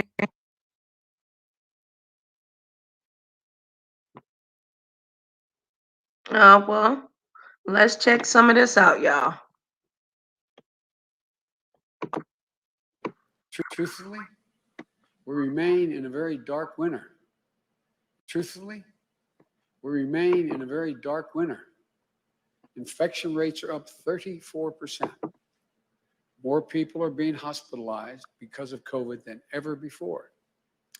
We're up to between 3,000 and 4,000 deaths per day as we approach a grim milestone of 400,000 deaths in America. That's staggering, to state the obvious. I know the pain that so many of you are experiencing right now, starting by sitting down for breakfast this morning and staring at an empty chair around the kitchen table where a loved one used to sit, laugh, talk about how you love one another. I know the frustration that we're all feeling. Almost a year later, we're still far from back to normal. The honest truth is this: things will get worse before they get better. I told you I'll always level with you. You know, and the policy changes that we're going to be making are going to take time to show up in the COVID statistics. And not just statistics, it's people's lives. People getting infected today don't show up in case counts for weeks. Those who perish from this disease die weeks after exposure. So it will take time. But I know there are things we can do, and we can do them now. For example, the vaccines offer so much hope. And we're grateful for the scientists and researchers and everyone who participated in the clinical trials. We're grateful for the integrity of the process, the rigorous review and testing that's led to millions of people around the world already being vaccinated safely. But the vaccine rollout in the United States has been a dismal failure thus far. And in today's briefing, we discussed 5 things we'll do in an attempt to turn things around. 5 things to turn frustration into motivation. 5 things to help us meet our goal of 100 million shots by the end of our first 100 days in office. Some wonder if we're reaching too far for that goal. Is it achievable? It's a legitimate question to ask. Let me be clear. I'm convinced we can get it done. And this is a time to set big goals, to pursue them with courage and conviction, because the health of the nation is literally at stake. First, we will immediately work with states to open up vaccinations to more priority groups. The process of establishing priority groups is driven by science, but the problem is the implementation has been too rigid and confusing. If you were to ask most people today, they couldn't tell you who exactly is getting vaccinated. What they do know is there are tens of millions of doses of vaccine sitting unused in freezers around the country, while people who want and need the vaccine can't get it. We'll fix the problem by encouraging states to allow more people to get vaccinated beyond healthcare workers and move through those groups as quickly as they think we can. That includes anyone 65 years or older, a population that has accounted for over 80% of the deaths to date, 80% of the deaths to date. We also have to continue vaccinating frontline essential workers like educators, first responders, grocery store workers, etc. It won't mean that everyone in this group will get vaccinated immediately, as the supply is not where it needs to be. But it will mean that vaccines become available. As they become available, they'll reach more people who need them. We'll reach out and get the vaccine used. The second thing we're going to change, if we're getting more people vaccinated, then we need more vaccination sites. That's where we're going to harness the full resources of the federal government to establish thousands of community vaccination centers. On my first day in office, I'll instruct the Federal Emergency Management Agency, FEMA, to begin setting up the first of these centers. By the end of our first month in office, we'll have 100 federally supported centers across the nation that will ultimately vaccinate millions of people. Think of the places that are convenient and accessible: school gymnasiums, sports stadiums, community centers. We've already had productive conversations with bipartisan groups of county officials, mayors, governors, tribal leaders, leaders of the private sector, who shared their ideas with us about this effort. And as we build them, we're going to make sure it's done equitably. We're going to make sure there are vaccination centers in communities hit hardest by the pandemic, in Black and Latino communities and rural communities as well. Within the first month of our administration, we're going to deploy mobile clinics, moving from community to community, that will partner with community health centers and local primary care doctors to offer vaccines to hard-hit and hard-to-reach communities in cities, small towns, and in rural communities. And to staff up these centers, we will mobilize thousands of clinical and non-clinical professionals. Think of the people that we deploy in natural disasters. Experts from the Federal Emergency Management Agency, from FEMA, and the Center of Disease Control, our Public Health Service Commission Corps, our military medical personnel, our first responders. Additionally, we're going to expand the pool of medical professionals, including retired healthcare workers, who can administer the vaccine and to ensure we have enough vaccinators to meet the nation's needs as we ramp this up. And as governors of both parties have asked, our administration will reimburse states 100% when their National Guard is deployed in the fight against COVID. We'll provide resources to help states cover the cost of personnel, vaccinators, administrative staff, as well as supplies like dry ice and laptops and protective equipment. The third change we're going to make is we're going to fully activate the pharmacies across the country to get the vaccination into more arms as quickly as possible. Millions of Americans now turn to the local pharmacies every day for their medicines, flu shots, and much more. We're going to immediately start new major efforts, working directly with both independent and chain pharmacies to get Americans vaccinated. This program will expand beyond access in neighborhoods across the country, so that you can make an appointment and get your shot, conveniently show up at a particular time, and get it done quickly. The fourth thing we're going to do is we're going to use the full strength of the federal government to ramp up supply of the vaccines. As I said before, we'll use the Defense Production Act to work with private industry to accelerate the making of materials needed to supply and administer the vaccine, from the tubes and syringes to protective equipment. And I've already asked the team, and we have identified the suppliers who are prepared to work with our teams, and we're going to work with their teams. Not someday we're going to do this. When I say we're going to invoke the Defense Production Act, I said, go out, even though we don't have the authority now, go out and identify those companies that are prepared and will be able to do what we're going to ask. As we made clear earlier this month, the Trump administration's policy of holding back close to half the supply of the vaccines available did not make sense. Our administration will release the vast majority of the vaccines when they're available, so more people can get vaccinated quickly while still retaining a small reserve for any unseen shortage or delays. But let me be clear. We are not changing the FDA's recommendation and its recommended dosing schedules. We believe it's critical that everyone should get 2 doses within the FDA recommended timeframe. So we're not doing away with that availability. Fifth, we will always be honest and transparent about where we stand, both the good news as well as the bad.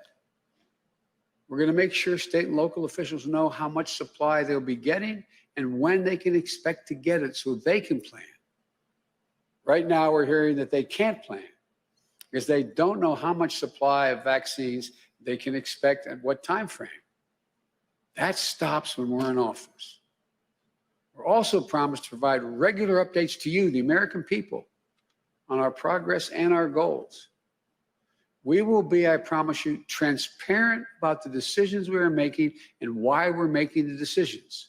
You're entitled to know. Our administration will lead with science and scientists, with the Center for Disease Control, the National Institute of Health, that will be free and totally free from political influence. A Surgeon General who's independent and speaks directly to the American people. The FDA, whose decisions are based on science and science alone, speaking directly to you. Look, while millions of Americans have already gotten the vaccine and millions more are already to get it, we also know we need to address vaccine hesitancy and build trust in many communities. We know that's the case, for example, in Black, Latino, and Native American communities. People who have not always been treated with dignity and honesty they deserve by the federal government and the scientific community throughout our history. We also see that disinformation campaigns are already underway to further undermine trust in the vaccines. Our administration will launch a massive public education campaign to rebuild that trust. We'll help people understand what science tells us, that the vaccines help reduce the risk of COVID infections and can better safeguard our health and the health of our families and our communities.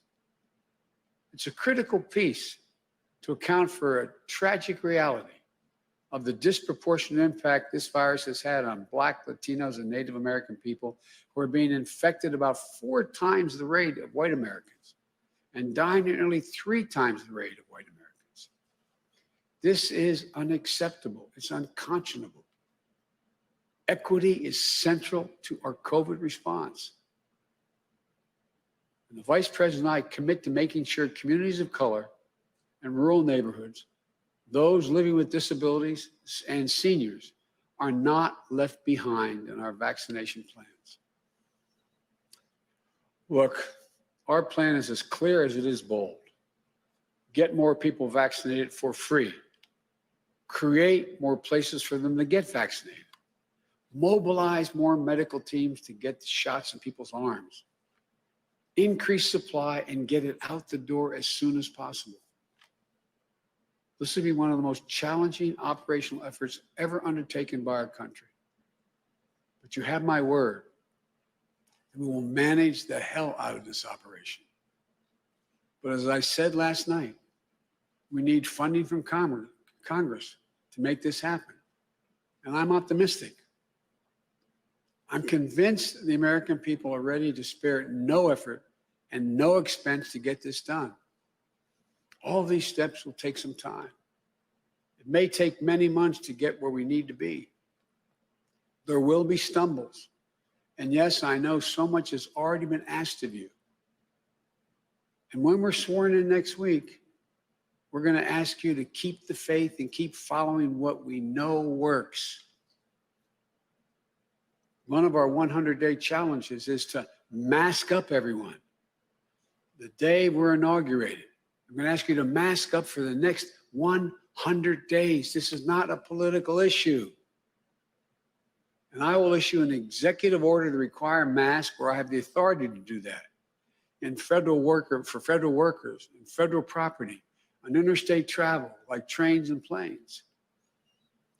We'll also be working with mayors and governors in red states and blue states and ask them to require masking up in their cities and their states. Look, I hope we now know this is not a political issue. This is about saving lives. I know it's become a partisan issue, but what a stupid, stupid thing for it to happen.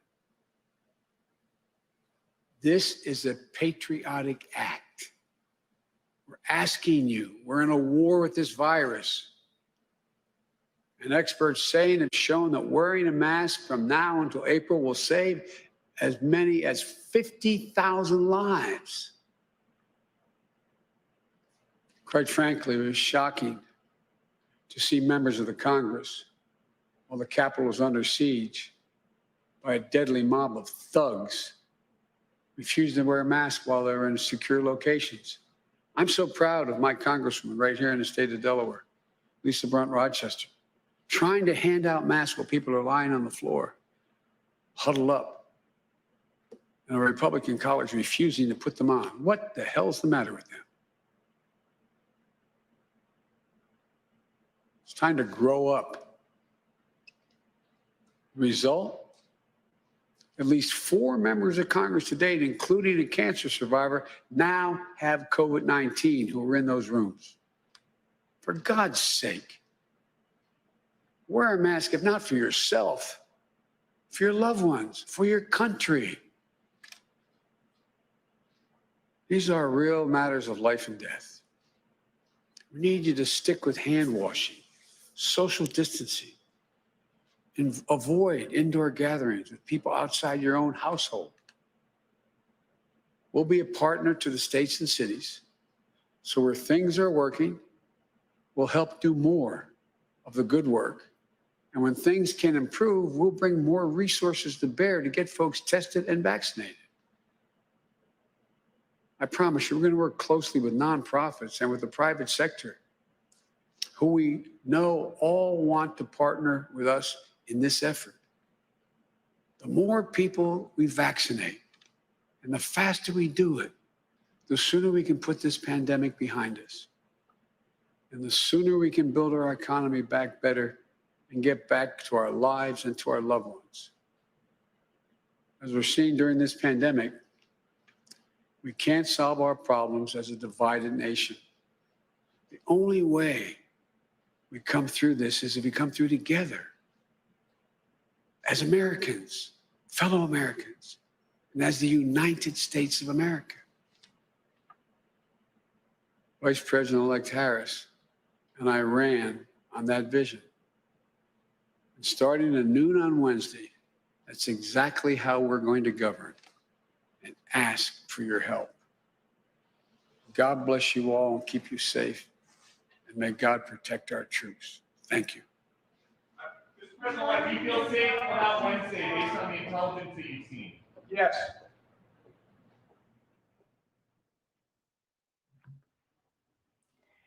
All right, we've been watching President-elect Joe Biden outline his plan to administer COVID-19 vaccines to the U.S. population. We heard the president-elect there say at the end of his remarks, we're going to mask up for 100 days. This is not a political issue, Mr. Biden said.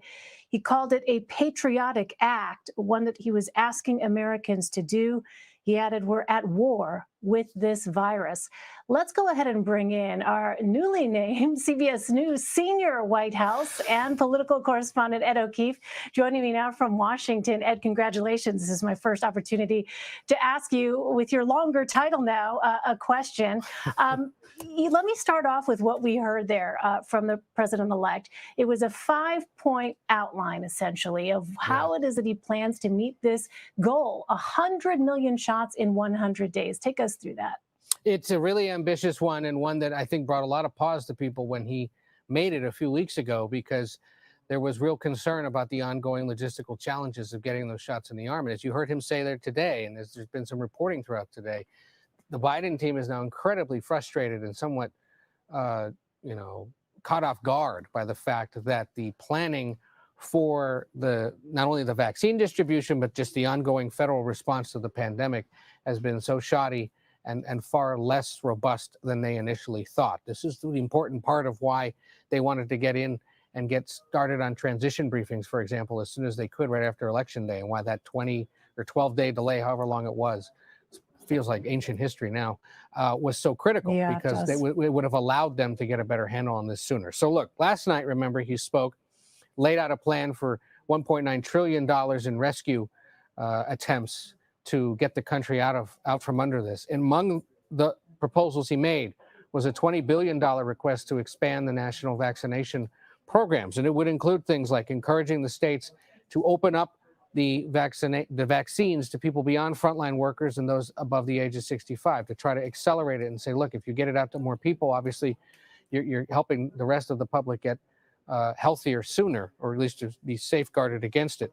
Wants to open up new federally backed vaccine centers across the country, mobile vaccination clinics that could get to harder to reach areas, rural communities, maybe some parts of big cities, encouraging the states and cities to find stadiums and other large public areas where they can not only be testing for COVID, but now also vaccinating against it. And he continued to rail on the fact that his team has been so concerned about what they've learned about the lack of work, in their view, so far to respond to this. And he says, quote, that stops when we're in office. Also notable, and we're going to have to hold them to this, Elaine, he says, we're going to be transparent about the decisions we're making and the progress we're making. And I think that sets him up for some really early potential issues should they not be meeting the mark, and should they be falling short of the 100 million vaccinations goal. But all of this, last night, today, some things he'll do tomorrow, announcing another cadre of science advisors, is designed to remind people that despite everything else that's going on in this country, or maybe just to sort of refocus attention on what is so apparent and urgent to so many Americans, and that is that this pandemic is raging on, sickening hundreds of thousands of people, and continues to leave the economy in tatters.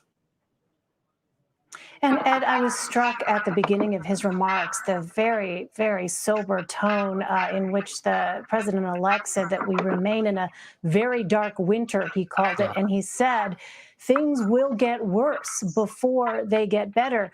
And he seemed to suggest that there would not be any immediate exit out of this pandemic. And he seemed to ask for time in making sure the policies were implemented. But, you know, at this point, so many Americans are absolutely fatigued emotionally, physically, not just with the election, but with the pandemic effects. What did you hear there with respect to sort of setting expectations for Americans in the months ahead?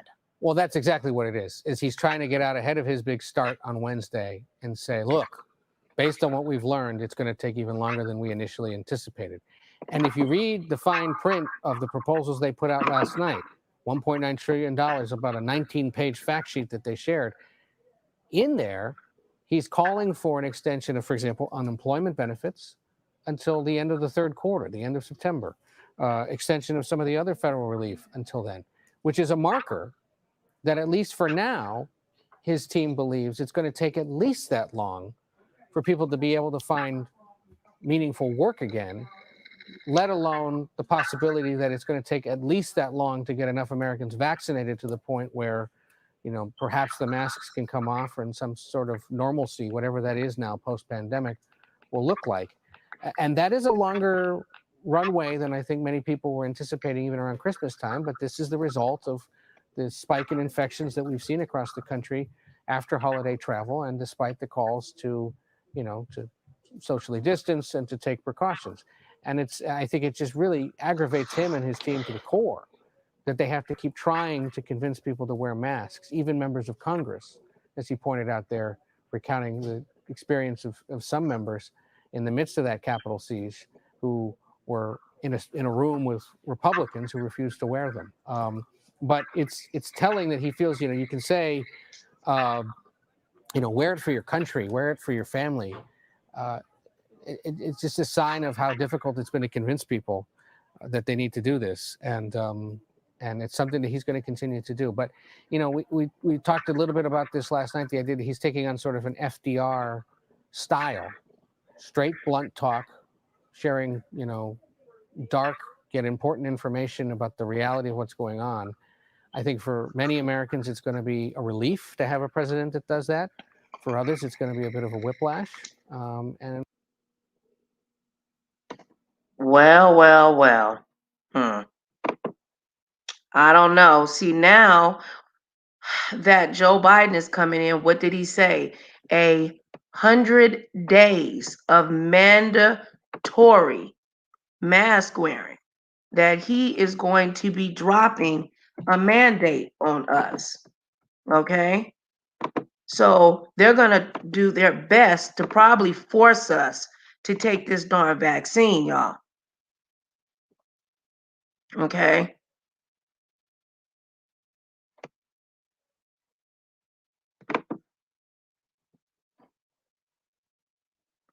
President Trump terms in, a senator administration official tells CBS News Mr. Trump plans to issue, oh, it cut it off. Let me take this off.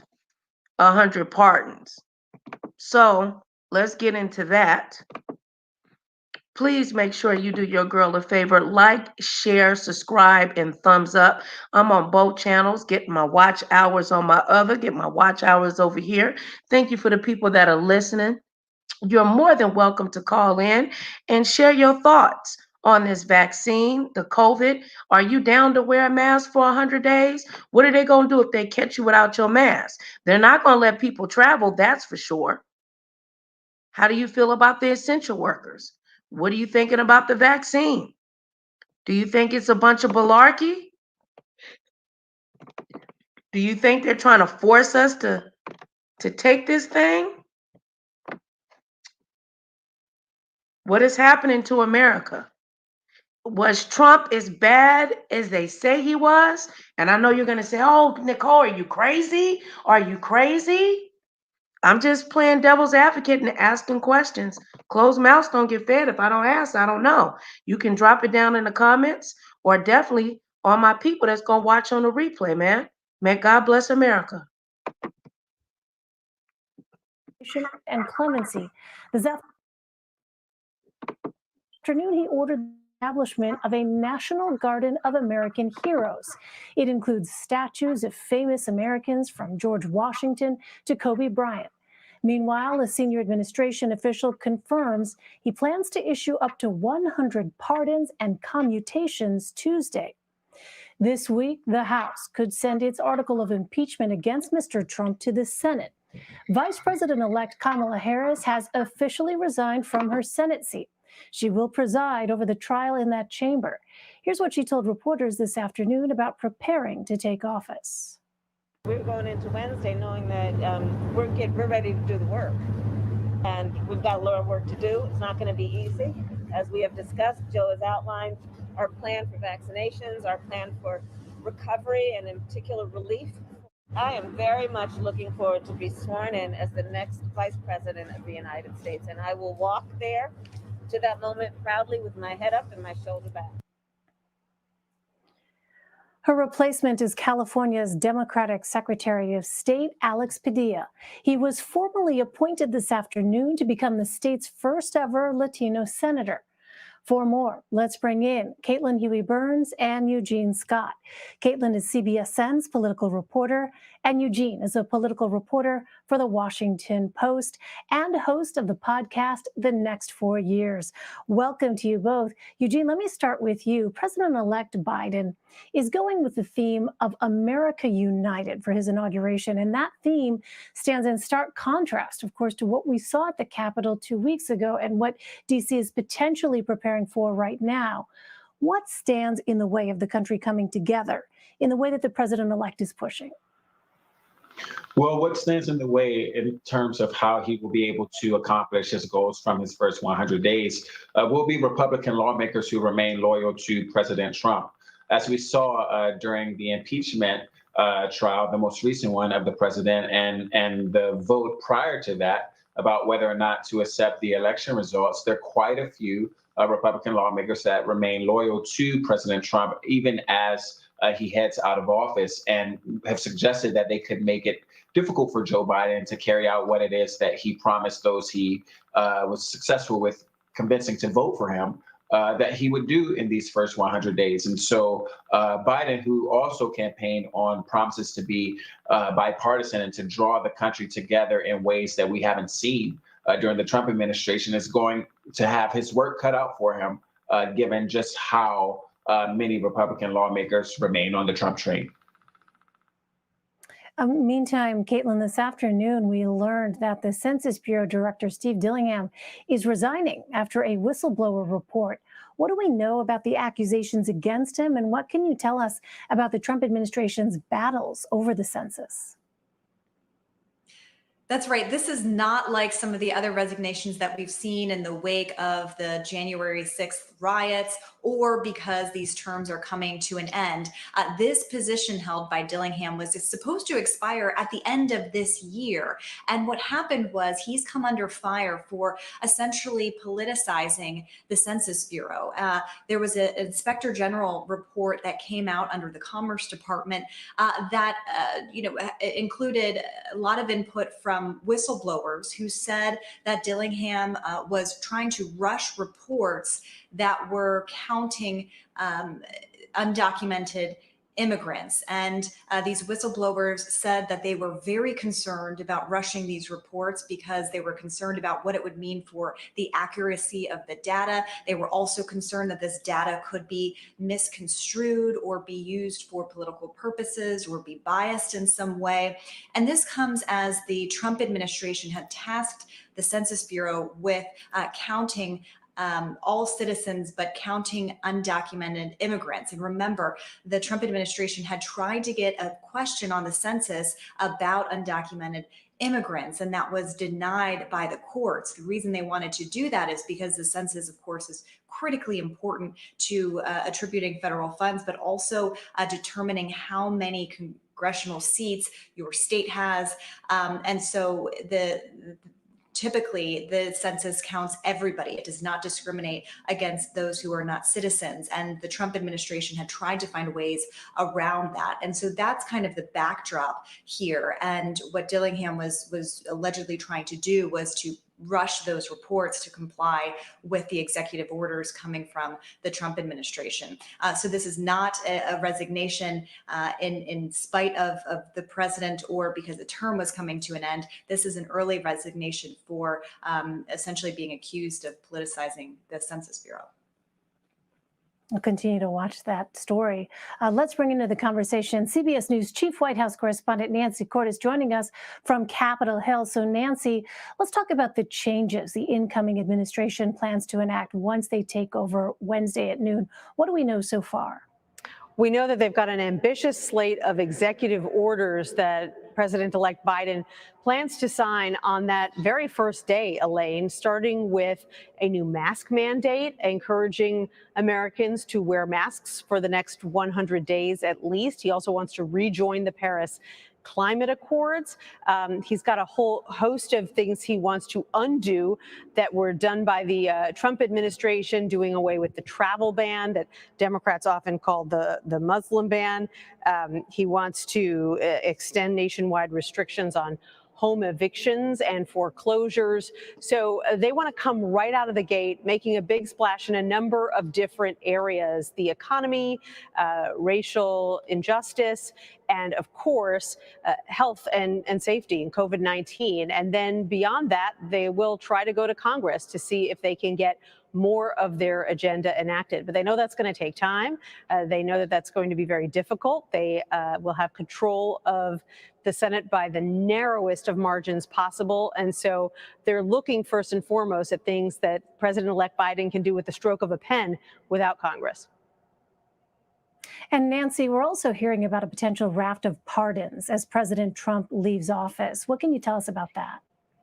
Well, there have been reports that he's considering dozens of pardons and acts of clemency for for individuals who, in some cases, according to a report by the New York Times, have been paying some of his close allies and associates in order to get their clemency request in front of the president.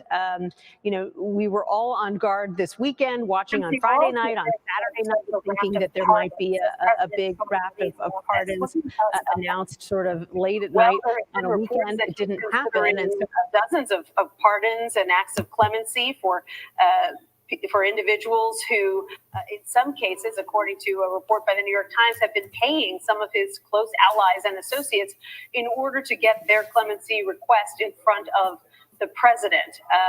We were all Hey, Mama. watching. Hey, boo. How you doing? You got an extra window open, Mama, or is that me? Hold on. I don't have anything open besides the screen door.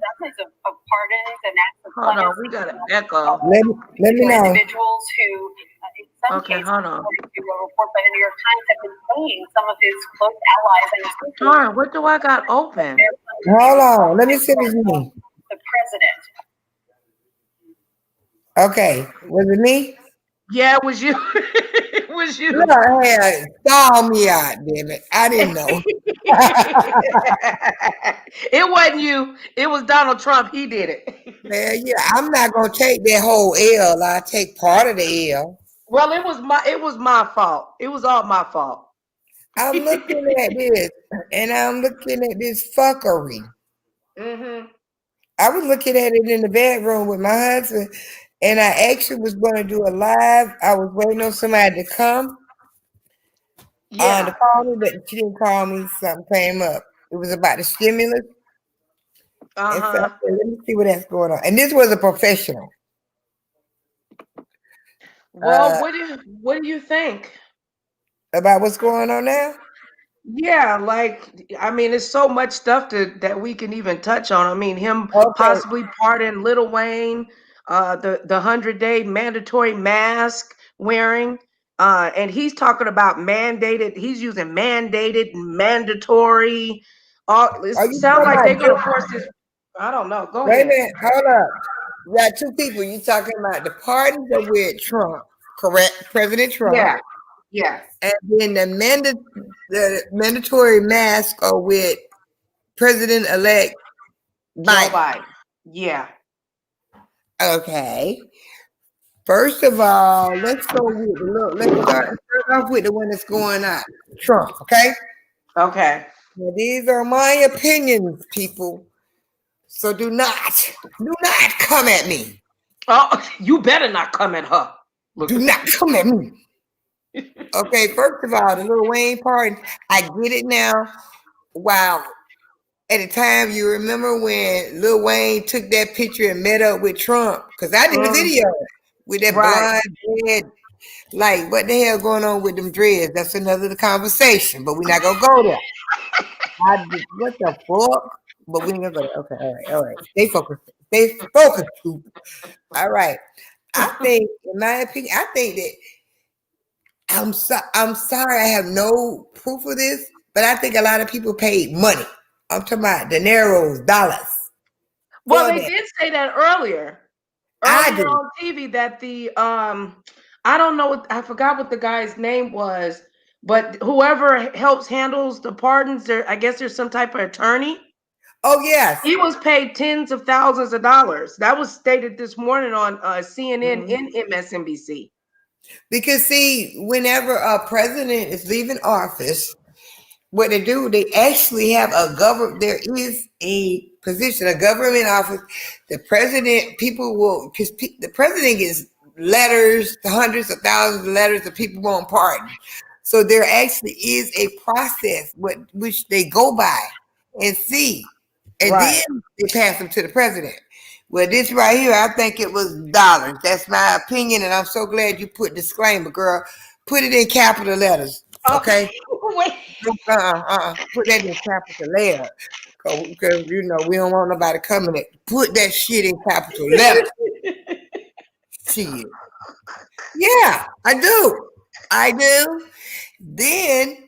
Now, while we on one, before we go to the other Trump, I was looking at it, and I came in from work, and I looked at news now. I was on CNN. Mm-hmm. You know, now everybody, there you go. Let me read that real quick for y'all. The views and opinion. Wait, I gotta give y'all my I gotta give y'all my journalist voice. You ready, Nicole? Yeah, go ahead, Mama. May I do it.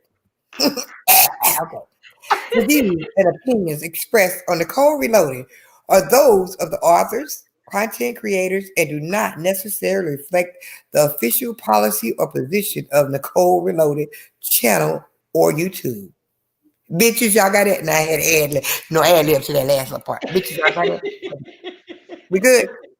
We great. You just making me You gotta laugh. give it a little sauce. You always make me smile. You gotta put a little sauce on it, girl. A little sauce. Anyway, when I came in, so much is happening. This isn't the pardon. I want to stay with the pardons, but let me just segue real quick. That the National Guard are being vetted. What the fuck? Did you hear that? Wait, who? The same ones, those National Guard they're being vetted. Because are you kidding me? Because some of them may actually be part of that alt-right group or white supremacists. These are the people that are sworn and took oaths. This is getting crazy. You're right. And I'm wondering if the inauguration is in what, 2 days, 3 days? Yeah, I mean, shoot, I think what do we got, about maybe 40, maybe 49 hours now? How are they gonna vet? I don't know how many it is. I'm gonna assume it's over 2,000 or 3,000. They're gonna vet each one of them in this short period. Shouldn't that have started earlier? I heard it was 10. 10,000. I mean, girl, you know how the numbers and stuff keep changing. I don't know, but it's a whole bunch of them. Okay, wait a minute, y'all might hear some noise. I had to sit in my my recliner and move my coffee table. You know, I gotta get comfortable. Right. I'm on my Chromebook. I say, no, let me pull this shit over. Look at me. Anyway, how are they gonna vet that many people? I don't know. In a little bit of time, or is that just news? I think some don't seem right. Yeah. Why would you wait 72 hours? 40, less than 50 hours, and we're gonna vet 10,000 people. Make that make sense to me, please, somebody. Anybody. Girl, I don't know. I think it's a bunch of malarkey. That's what I think. I don't think that I don't even know how they're going to do it. They also found out too that somebody is in the girl, like, okay, that in the Capitol, that there was some officers inside on, you know what I'm saying, this insurgent. Exactly. Okay, y'all, I'm gonna tell y'all, right where I live at, and you see, because I done got where I'm trying to be more active on Twitter to go ahead and get my little channel now, because I've got it. No, I've got up to 930 subscribers, so I'm trying to pull them from here to there. I'm talking on YouTube.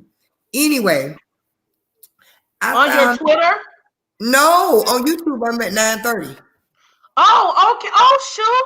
You almost to the 1K. Congratulations, mama. We got to get you to the rest of that. That won't be nothing to do. Hell yeah, it will. It's done taken 2 years to get that, girl. Well, hey, look, 1 minute I got 100 people listening. 1 minute I'm talking to myself and the dog, child. I don't know. You know, I bet you we was over here talking about snatching a bitch by her hair and talking about how Reed to Philadelphia had that camera slip, child. We probably have a whole bunch of people up here. Anyway, go ahead. No, if I drop this camera and a titty pop out, we'll get to 2,000 real quick. Oh yeah, for real. And then I'll get and then I'll really get a strike. two titties? Oh yeah, that'll be 2,000 people up in here. We'd show 2 titties, child. Girl, yeah. Now, Nicole, you may have to take one for the team eventually.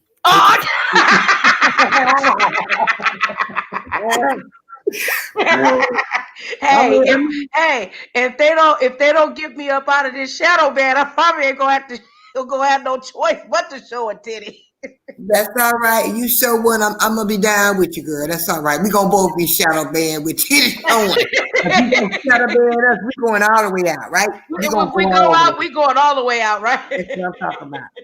But anyway, what I was saying is after that, what happened at the Capitol, and you've been seeing all the different ones. Okay, this one got arrested here or there, right? The pictures, right?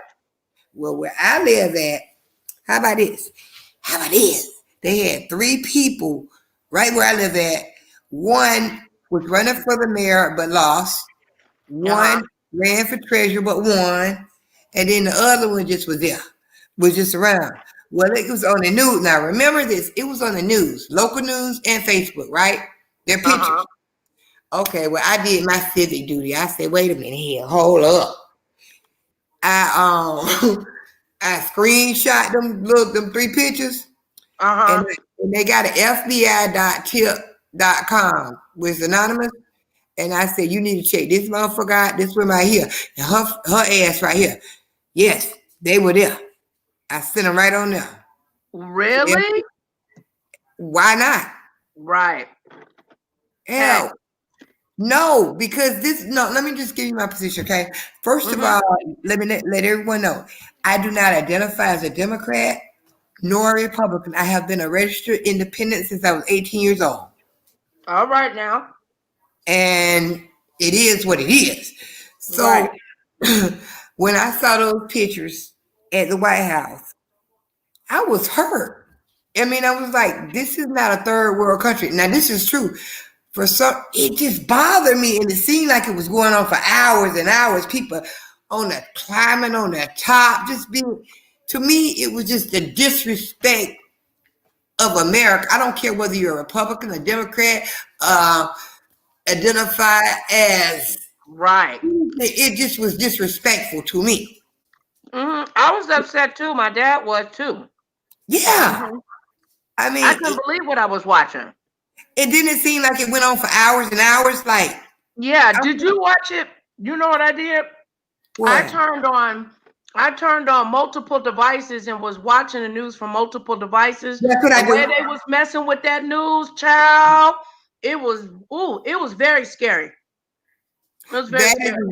No, that's what I do, and that's why I'm independent. I will never get all of my news from one source. I need to have various opinions. You see what I'm talking about? Yeah. I may not agree with you, but I will be respectful with you because I believe in a respectful difference of opinions.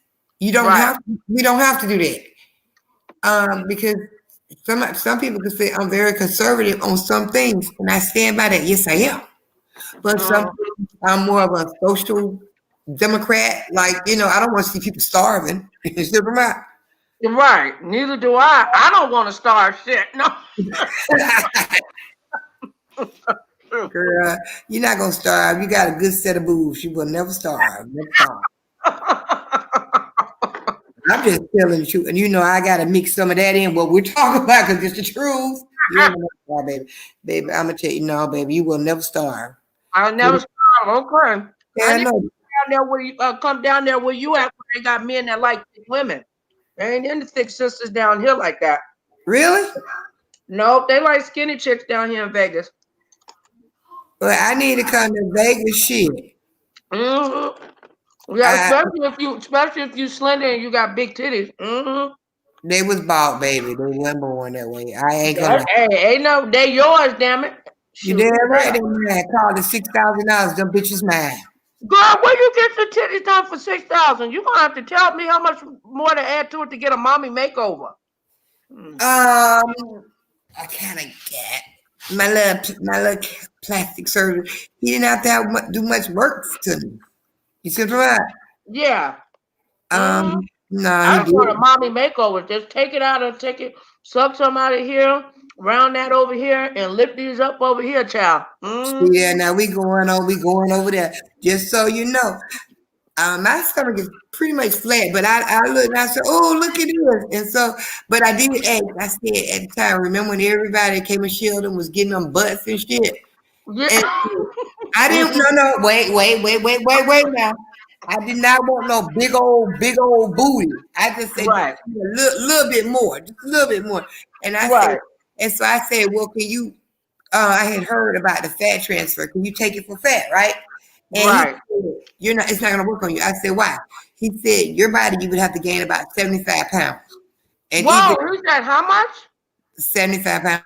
Oh hell, I know you weren't gonna gain no 75 pounds now. That's Was what you? he said. And then he said, if you did gain it, your body would probably reabsorb it, and it wouldn't last. It would just be a waste of money. So he just said, do some squats. Mm. And I said, you know, I smoke these damn cigarettes when I be squatting, smoking, out of breath. Well, I got a bunch. I got an extra 8,500 pounds. He can stick somewhere. Yeah, but and then I didn't know. And then he said what they do is use the same like breast implant, and they put it right up top, like you know, the top of your butt. That's where he said. Wait, for real? You can get a breast implant in your booty? No, it's it's a button. It's one of those implants. All they do is basically it's flat. It's like a balloon. It's flat, and then they fill it. They put the stuff in there. Whether you get the silicone or What if it pop? it doesn't. Girl. But you know, that's been years. That's been like 3 years ago. No, 2 years. 2 years. 2 years. 2 years. But anyway. Now I'm glad, you know what I'm saying? Every now and then I think about, I'm not gonna lie, I prefer, because every time I would buy things, I would have to get them altered in the bust and in the waist. Right. Every time. So look, after having kids, they grown, it was time for me. Ain't nothing wrong with that, honey. I'm gonna save up for mine. Hopefully I can get mine done in the next couple of years, child. And that's what people should do. Parent, I think do what you want to do. If you raise your children, it's time to do something for yourself. Because we sacrifice for them. Amen. Yeah. But anyway, that it really bothered me to see what happened on the Capitol. I didn't know I would be affected like that. And it was just the disrespect. And then once it started coming out that you had lawyers, you had state representatives. What the hell? I know.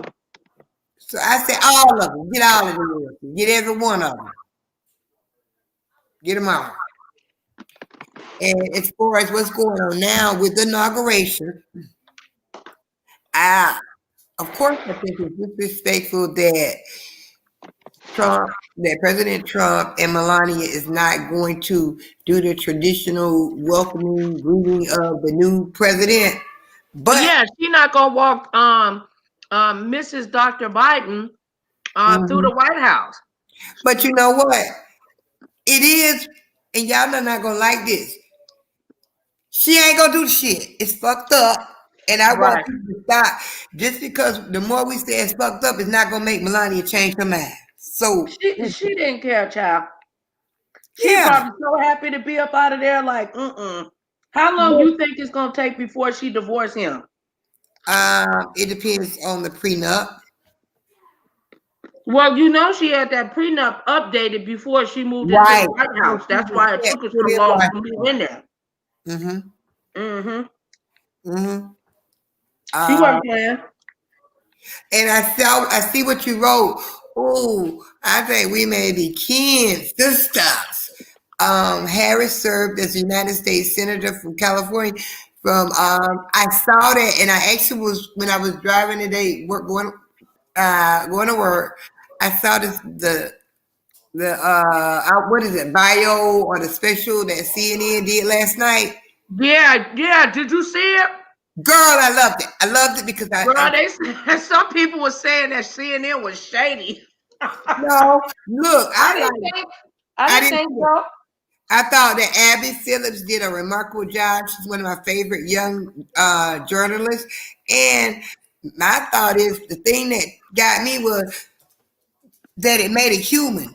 She failed her first bar exam. Now, most people talk about that, right? Right. It made it more relatable because how many times have we thought, I'm talking about everyday people, saw that the newspaper didn't work out. I thought it made her more human. Mm-hmm. I like that. I didn't know she was I had never Her had. mama was gorgeous, by the way. Yes, she was. Her mama was very pretty. And I thought her mom was a cancer researcher, breast cancer, and ended up dying from cancer. Wow. Ain't that something? Mm-hmm. Yeah, that was heartbreaking to hear.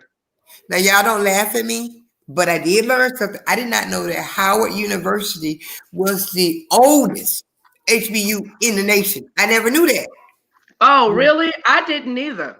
See there? You called that little tip. I didn't know Howard University was the oldest in the nation. My dog. And I love the fact that she was part of the sorority Alpha Kappa Alpha. Mm-hmm. And I see that you had put when she served, because I was taking, I said, okay, so she was district attorney from 2004 to 2011. And this is where her political climb went. Then she went to attorney general, I think, from 2011 to 2017, and was elected senator in 2017 for California junior senator. And then she got married later in life. I thought that was good because it showed that this is an older woman now. Did she mention why she didn't have kids? No, it never said that. It never said that. Why? I thought it was cute that her stepchildren call her Mamala. That was cute. Yeah, I know that is cute. Mm-hmm, Mamala. I was like, oh. Mm-hmm. But I thought they can say it depends on how you look at it. To me, I thought it was a well done piece. I loved Abby Phillips doing it, and I thought it made her more human. Because I did too. How many people she failed the bar exam the first time? Shoot, bar exams is hard as heck. I mean, I've known some people that done took it like 3-4 times. I mean, but for her to admit that. Yes, there you go. See, you're with me. You see what I'm talking about? Yeah, especially I looked at it like this. Every part after she graduated from college and got her first job as district attorney, what people don't realize or they just don't want to look at, being the first and being a woman, you're going to scrutinize even more. Yeah. And I thought it was remarkable that she kept ascending and climbing. I did, because you are going to be scrutinized more than a man would. Yeah. And she so put a lot of black folks in jail, though, man. But she followed the law. She didn't make I law. know. When I heard her say that, it helped me, to forgive her. That's the I'm thing. like, It's just like this. I give you an example. If you run a red light, right? You're a police officer. I write you a ticket. It's the law. I didn't make the law. If I don't enforce it, remember now, I am the first. So everything I do, everything that you do, is being scrutinized. You see what I'm talking about now? Where did you go? Oh no, you got me. But let me see this, girl. Did you see that? You didn't see the that video, the new video of them being in the inside? Who? Them people that broke into the Capitol. They were trying to find the vice president, and they were going to try to kill him. Yes, I saw all of that, and this is the thing. How the hell I'm just going to call it, how are the Republicans or the conservatives, the GPO, how are they okay with this when your vice president, they was chanting, hang him? Girl, see? I'm trying to understand this. Make that make sense. I'm just wondering when are they gonna start handing down prosecuting for murder? Like, how are they gonna hand out the, because if you present at a murder, even if you're not the one that physically committed it, you'll still be charged with it. You know what I'm saying? And then some of them getting misdemeanors. I'm like, why would, if those should be all. You know what? I think that if you took your ass in that Capitol and you was part of that rah, I don't care. I think everyone of them should have a felon. I'm not saying go to prison or jail, but you are a felon, just like so many black people or African Americans. You have a felon now. And I believe that if it was that you're popping them on the wrist, I need to see them with a felon on their record. A felon. Right. Now you a felon.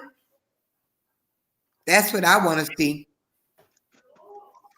What is this? Wait, 1776. What is this? That's when what was that happened? The independence when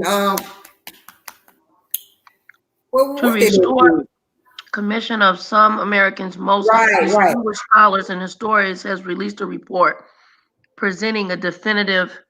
Keep talking, baby. Keep talking. Let me give a drink. Okay. Thank you, everybody, for listening. This is me and Truth Slayer. We are just listening to each other, communicate in regards to what's going on in the United States of America about our president-elect Joe Biden and our president of the United States, Donald Trump. And we strolling Twitter and we just having a conversation about it. I truly appreciate y'all that are listening. Please make sure that you thumbs up, like, share, and subscribe. And especially to my people that's going to watch on the replay. So this 1976 commission takes historic and scholar step to restore understanding of the greatness of America founding. Let me see. 1776 commission comprised of some American most distinguished scholars and historians have released a reporting presenting chronicle of the American founding, a powerful description of effect of principles of the Declaration of Independence have had on this nation's history, and the positive rebuttal of reckless re-education attempts that seek to reframe America's history around the idea that the United States is not an exceptional country, but an evil one.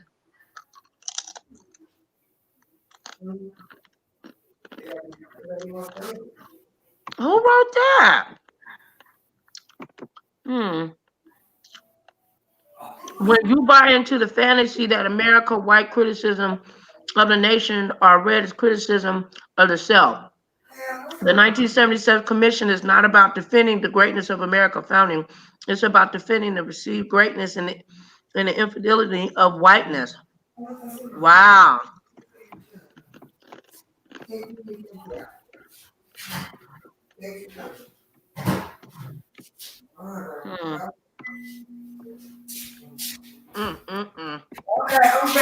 You know how it is.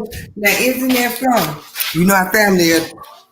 Ain't call me all long. Then as soon as I'm doing something, what? You know that's how it is. I'm trying to see. I don't know if they probably cleaned up Twitter, because normally it's some more stuff. Okay, I'm gonna tell you. You remember? You've heard about Parler, right? What happened to Parler? The site Parler. This was probably about a month and a half ago. I'm hearing all of this about Parler, so I want to know how bad is it? So I made a whole fake account and I went over there, and it was awful. And I didn't stay long. Oh hell yeah! They was calling the N words, the F word, and talking about it's different groups. I mean, different rooms, and talking about what they need. That the white people are scared that their numbers, that they're gonna be in a minority, Right. And that the Hispanics and the blacks are outnumbering them having children, and the Census Bureau says that. So they said, one of them said, they was talking about you need to start getting your children to be friends. I'm not the ends. Really? Mm-hmm. As children, so that you can take over. Yeah. Talk about like. Wait a minute. So to befriend African Americans, what? So you can manipulate them? Get rid of them. Yeah. Mm-hmm. Oh my gosh, are you serious? A damn sure was in parlor under a fake. You know, I had me a hillbilly name and be from Kentucky or What something. you name yourself? I'm not gonna tell y'all. Hell. You named yourself Karen. No, it was worse than that. But I got scared because they even were talking about they're gonna try to infiltrate us, and I'm thinking, oh hell, I'm already in here, so I got the hell out. Believe I bet you was here. But yeah, it was awful. I'm not even gonna lie. It definitely was awful. Yeah. The next time I heard somebody say that before they shut it down, that they were requiring your license. You had to take a picture of your driver's license front and back. Now you know. Oh hell no. Yeah, but I wanted to hear. See, I needed to see for myself. You're hearing all this thing about how all of this white hate and all this stuff is going on in parlor, and it's a platform free where you can say whatever you want to say and stuff. I want to see. So, did they allow black people in there? Hell no, I had an avatar. What's wrong with you? Well, I'm just saying, you ain't seen no black folk up in there trying to say, yeah, I'm with you. I don't like them, ninjas. No, it could have been because look at me. I just went in there, and that was just for like maybe, I don't know, an hour and a half. It was like scary. It was creepy. Wow. And all these guns, AR-5, AR, whatever, that I have no idea. You know what I'm talking about? The women too. Mm-hmm.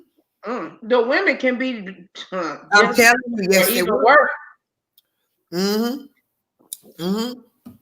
And so if you train your child, you teach your child, just like from a toddler before they go to school. No, you get close to the Hispanic or the black person, you befriend them. So basically, you can dominate them and overpower them. You know their weaknesses. Yes. No. That's scary. That's what I'm trying to tell you. Why you think I got out of that shit? I'm like, oh God, I would have ran. But so nobody can tell me what parlor does. I went in. Okay, nobody. Right. Dang. Undercover. Darn. Did you record some of it? No, I didn't even think about it. I was just they have different rooms. It's just right. Like I didn't think about it. I was like, oh my God. Some of them talking one room talking about the guns, the militia, and then I'm in shock. It's just like think of it like a spy, like a Russian spy. Right. You remember that movie Salt? Did you see that movie Salt with Angela? Yes. Yep. I remember that. A little kid that grows up, best be friends, and then the whole family. Therefore, the weaknesses. That whole family. What is going on? You get what I'm saying? You're the best. That's scary. That's scary, yo. Now I was there no more than maybe an hour and a half. Imagine what's been going on. Right. Yeah. How long was that site? How long was that site up? I don't know. Check it out. I know it was #1 on Spotify. It had more people, from what I understand, went to that than Twitter, YouTube, Instagram. Now that's they shut them down. Yeah, you can't even download the app to get on there now. Nope. Wow. Yeah. Now that's not from the news. That right there, you heard it live. You got an exclusive from True Slayer. Okay. Oh my goodness, girl. Now I know that I go on. Well, shoot, I probably shouldn't say that out loud, but I be going on Reddit acting like I'm a white. You know what I'm saying? To go over there and be getting some tea, because they were talking about doing this to the Capitol Hill. They were talking about doing that a long. I believe it. They talked about that a while ago. That wasn't. They had been planned it. So I'm like, and when they came out and the FBI said that they were telling the White House and stuff about it, I don't understand why didn't they take it seriously like that? You know what I'm saying? I'm telling you, and imagine, and this is my thought. How could the FBI not see what was going on there? If a regular Joe Blow person like me, right? Right. Just went, downloaded, made this whole alias up just to go peek in there. You telling me the government didn't see this shit coming? I mean, but they got warnings. That's why they like somebody had to. But this, to me, I get it. It's not a crime to talk about doing something. The crime is when you do it, right? Yeah. But they. What about that shit? You teaching your child to friend and what? Right. And evil. You had some. I was reading the comments. I never comment now. I was just looking. Talking about I would never have my daughter with an N or with that. Yeah. I mean, that's just crazy in the times that we're in, for people to even think like that still. Like, that's just crazy. That is pure hatred. Oh yeah, it's hatred to the max. That is hatred on another level, yo. And so I don't know, Christian, bring me that out the microwave, please, with the fork. And somebody said something. What is that shit? Something to put something in the in their water to sterilize the Hispanics. I forgot. I mean, it was. Oh heck no! Put stuff in the water to sterilize us. Mine, right here. Fix your own. Hold on a minute. How you make it? You put it in the microwave, son. Here, you can have it. Come here. I'm talking to my grandson. No, I literally heated up a cinnamon roll. He says he don't know how to make it. I try putting it in the microwave. Ugh. But yeah, there's some crazy people over there, and they're scary. They believe in what they're saying. Right. Well, you can tell by the few of the things that I read in Reddit. Like, yeah, they believe. I mean, what was the name of that reporter that was on Fox that they Bill? What was his name? Bill O'Reilly. Yeah, he came out. You don't remember some years ago where he was yelling and stuff, talking about he basically said that the people they're afraid that they're going to be extinct. They're afraid. They were talking about Nicole. That's what I'm telling you. Yeah, they can believe it. Because if you look at the numbers, a lot of the older ones are gonna, are passing away, and how many children that mixed couples are having, black and white, Hispanic and white, and all that, or whatever, they're going to be the minority by 2040, I believe, or what is it, 2030 or 20? No, it's 2040. At least that's what I thought it was. So they're afraid of that, and they're afraid that karma is going to come back on them, and that they're going to be changed. Yeah. And the thing is, they know what they've done and how they treat minorities. And did they talk about that too? Any guilt, or did it stem to sound like straight fear? It sounds like straight hate, and like they believe They believe. I mean, when I say believe in it, believe just like I believe in Jesus Christ. They believe, and it scared me. And then it scared me personally. Like, oh my God, what if somebody find out your identity and come to your family? You said what? Yeah. Mm-hmm. Ooh, girl, God need to send me a husband, honey. A real tall. Well, he don't have to be real tall, but he need to be real strong. That's the that make me be afraid being single. When I hear stuff like this and I read about it, sometimes I'll be up in the house doing these videos and I get nervous. Like, when they gonna come up in here, they gonna get my fat ass truth slayer help. But they talked about doxing these liberal people. They doxing them, and if you're gonna they caught that one chick that stole. I don't know if she got Nancy Pelosi's computer or whatever and was trying to sell it to Russia. They caught her ass.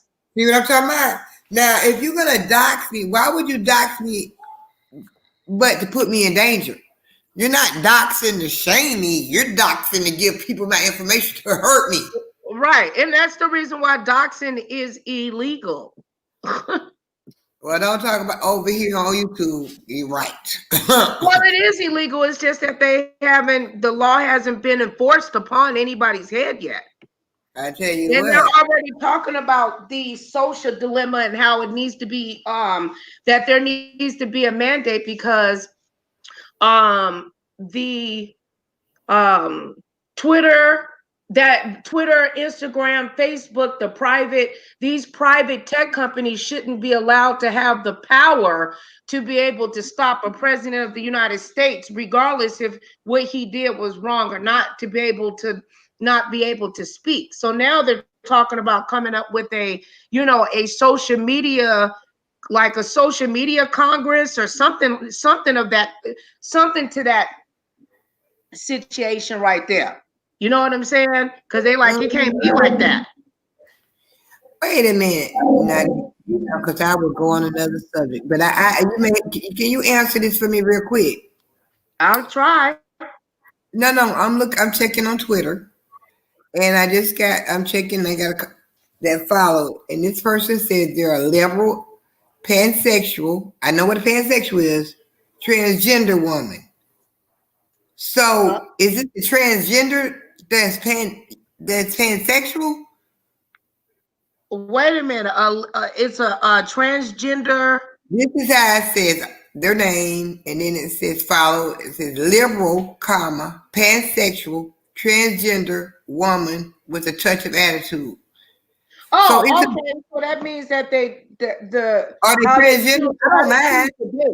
Pansexual is like they. I know what a transgender is. Person, right? Give me it the sounds big like part. they're transgender. Yes. Yeah, that's what I want to know. Okay, moving on. Transgender, pansexual. Yeah. No problem. I just didn't know what. You know what I'm saying? Oh, okay. Look at this fool over here on the floor like that. See that one right there? Is that the one that was in Nancy Pelosi's office? I think it was. And look at this nut right here. Mm-hmm. Talking about eating organic food. Did you see those two? I saw a couple black guys, but it was hot. There was light skin, and I said, "They're so stupid. We're gonna easily find out who you are, and they're still white." I'm surprised. Didn't they have one of the black dudes on the FBI wanted list at the top, but I ain't really heard nothing about it. But yeah, I seen the two. They was light skinned, light brown skin. Mm-hmm. But you haven't seen it. They haven't been arrested, have they? I don't think so. Not from what I've seen. But maybe have they not stuff on the wraps? How have they not been identified when they should have been easily identified by somebody? Think about it. That's what I'm saying. It sounds like somebody. There's a lot of hands that's behind it because Donald Trump. They were saying that he was thinking about pardoning them people. Well, he gonna pardon what, thousands of them? Shit. I don't know, but they were saying that he was thinking about doing it. Like, let me see. Where's this dude, Terrence? Hold on. He loved him some Donald Trump. Where he at? Here, let me show you this. He loved him some Donald Trump, child. Hold on, I gotta share the screen. Oh, this is so sweet. My computer has been giving problems all day long. Hold on. No, let me tell you, I had posted on Twitter because I really got upset. I had, well, not upset, but it was like, I had two people to unfollow me on Twitter and two people to, I was at 932 and I looked and I was, and so I had went on Twitter because I just started using Twitter. I gotta follow you on there. Literally, like within the last 3 weeks or so. And I actually said, I just said, what I'm trying to see. And I told people, I said, what did I put at? Girl, I got these, they following me now, but you need to come over to YouTube to help me get to the house. Okay, right. Did you put your YouTube channel link? No, I have to. I was at work and I had a few minutes, like waiting in between. And what did I wrote? And all of it, and now I'm looking at, okay, that's so cool. I appreciate your family. They call it the resistor. The resistance. Resistance. You know, you got to make it roll off your tongue. Resistance. Yeah. You know, like a kind of a German accent. They have a thick. No, stop before. Angela, what's her name? Angela Merkel has a thick accent. Now you know that woman has a thick accent. Oh, you know what? I love you. I'm not even talking about you, Prime Minister Merkel. I'm not talking about you. I love you. I love you. No, I love you. I have loved you since you came into being. Because see, I'm supposed to be going in October to Germany. She'll be there being me. Let me see. No. Now watch this. Now listen to this. This your brother right here on the screen. Let me mute myself. Okay, let me see him.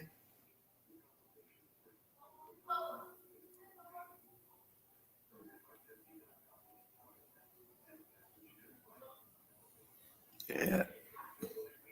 You better. Let me see. What the hell? Supporting Trump. I need to disassociate myself, or else my career is going to be over, or else my life is going to be over. Let me tell y'all something. Stop calling me. Stop texting me. I stand with President Trump. I am going to continue to fight for him. You think I'm going to turn my back on a man who put America first? You think I'm about to turn my back on a man who has done so much for the American people? Not only that, for a man who has done so much for black people. And you think I'm going to turn my back on the first president to actually do a lot of stuff for the black community, who made the black community great again? Oh, and you think I'm about to give up on him? Are you stupid? You think I'm about to turn my back on him? It's not happening. It's not happening, Captain. Stop calling me. Stop texting me. I stand with President Trump. I stand with the man who has made this country great again, who wants to keep this country great. Y'all want me to disassociate myself? For what? For what? President Trump sacrificed everything to make sure we were good. He gave up everything, worked for free. And you want me to give up on him? Go to hell, you ungrateful pieces of shit. Ah! Yeah, I said that. Oh. because this man has done so much and y'all are so ungrateful. Shame on you, shame on you. And you think because some people stormed the Capitol that I'm going to turn on Trump? He didn't tell them to do that. He didn't tell nobody to be violent. He didn't do that.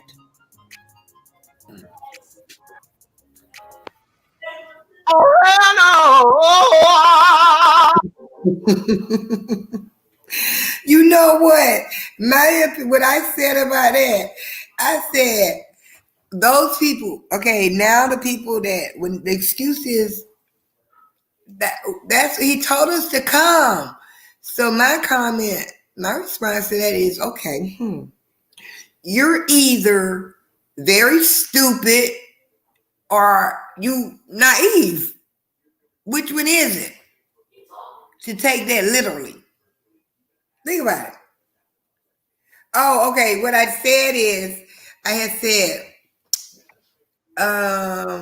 it was something going on, and I said, I know they even unfollowed me on YouTube. It hurt my no, they didn't. No. I said I was unfollowed by 2 people. I'm sorry if my post offend anyone. I try to share my authentic self. Sometimes it's meant to be funny, sarcastic, or serious. It depends on what the topic is. Right. I am who I am, unapologetically me. Deuces. Amen. That's how they be on Twitter though. Twitter wants you to like it's like a news feed and it goes so fast and people get bored really they'll get bored really quick and they'll follow you, unfollow you, follow you back. No. See, I'm just finding this out, but I'm only on Twitter I'm on Twitter because of course I'm interested, but it's to try to help get the people over to YouTube to get me over. You see what I'm saying? Really? Yep, that's why I went over there. I mean, it's helped a little. You just have to be active on there and use hashtags and stuff like that. Like they have, different like people that have Twitter handles that will basically that are kind of Twitter channels that help people grow their channels and stuff like that. Yeah. Like they got black YouTube unlocked, small hashtag small YouTuber, stuff like that.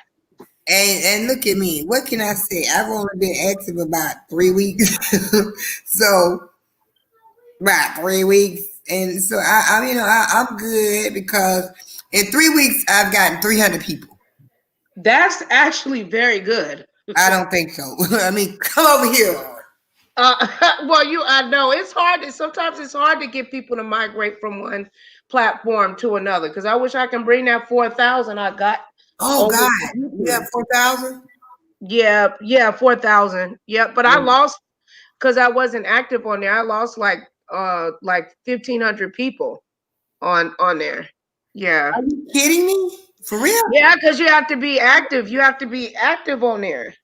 Well, I'm active. Like I found that I'm more active on Twitter than anywhere right now. I think I wasn't doing anything on that, and I just recently learned how to hashtag and stuff like that. So I'll follow you on there, and then when I make tweets and stuff, we can just retweet and like each other's stuff. I know how to. I can send what I'm saying to the other people, because what you do is use the hashtags and drop it down in where it's trending and stuff at. Right. Sometimes when I'll go live on Periscope. It might say only a couple of people are watching on YouTube, but it could be 100, 200. Sometimes I've had 1,000 people watching me at one time on Periscope, but it doesn't view on here. It don't matter to me as long as I'm talking to people and we're having a really good conversation. And in time, when it's ready, when a platform takes a dump, you gotta swim about that hole and bring it back to life. Now, see, another thing is, it's been fun for me, but I'm just learning how this works over here.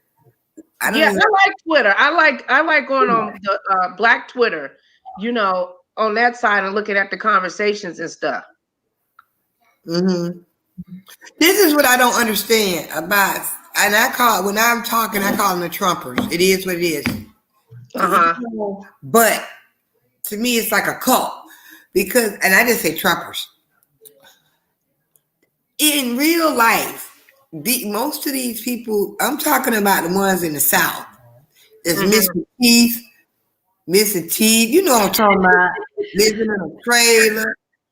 You said they missing teeth and living in a trailer. Yeah, you know, their uncle is the dad. You know I'm talking about West Virginia, you know West Virginia. So you said these people right here that's on the screen don't have no teeth and live in a trailer. Come on now, you know what I'm talking about.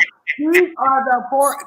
These are the poorest of the poor. And if we're going to be real, Donald Trump wouldn't even look at you if he didn't need your vote. You are this type of people. You're not the beautiful people. Let's just be real. It ain't too many of them that's beautiful. I'm just going to be honest. Sorry. Oh, Lord. Okay, find me somebody from West Virginia. I'll wait. I'll wait, Nicole. Find me someone, okay? I'm just saying now. Can we just be honest here? Now I didn't say I was the beauty of the ball, but I got my teeth, and I don't live in no trailer. Right, I got my teeth. I'm just saying now. My uncle is not my dad, or my third cousin is not. Okay, let's just be West Virginia. Okay. Right. Alabama. Yeah, I was surprised about that. How they get their family on, but a third cousin ain't, it ain't the same, I guess. But he wouldn't even be.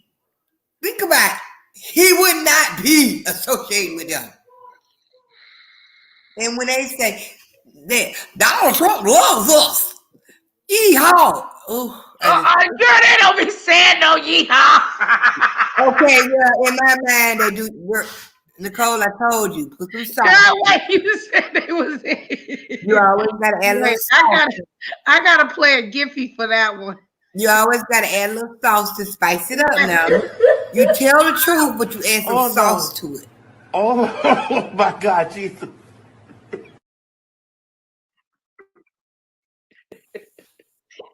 Girl, I'm just being honest. Say it again, and it what?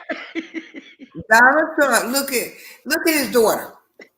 You may not like her, but she's beautiful. Look at her face.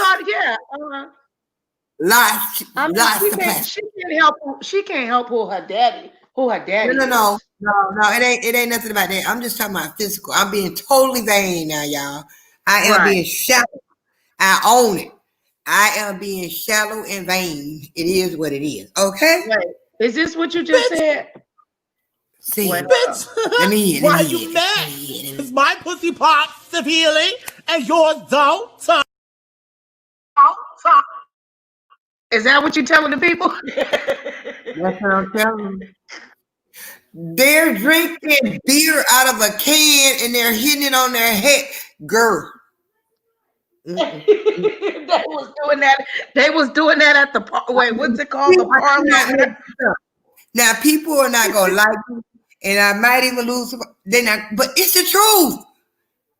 You telling me they was on there busting it? Well, I mean, yeah, I didn't hung out at the bar and seen, yeah, I've seen that. Okay.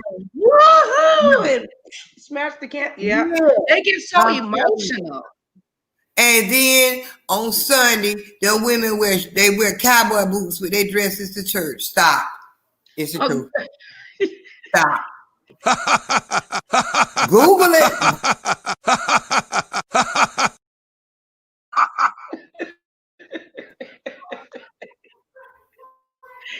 You said they wear cowboy boots. Yeah. You think I'm telling you, this is a cultural thing. So if you live with cultural, and then let's just be honest, okay? If your house, I can put something to it and drive it away. We can move it. Just hit it. Just hit it. Stop. Right. Okay. It is what it is. Now, if you get that thing underpinned and everything, you on a whole nother level. I ain't talking about them. I'm talking about where your dog live underneath the house. You know what I'm talking about. And other stuff, and then you got the wooden steps you didn't even buy. You didn't even get the brick steps. The wooden ones you can pick up and move. Stop. Like I'm being a bougie, but I'm not. I really am not. Go. See, I'm not even gonna say nothing. See, because people gonna get the wrong impression of me. I love you. If you my friend and your name Billy Joe, Billy Bob, and you cool Billy Bob. But the truth is the truth. If you love it and you like it,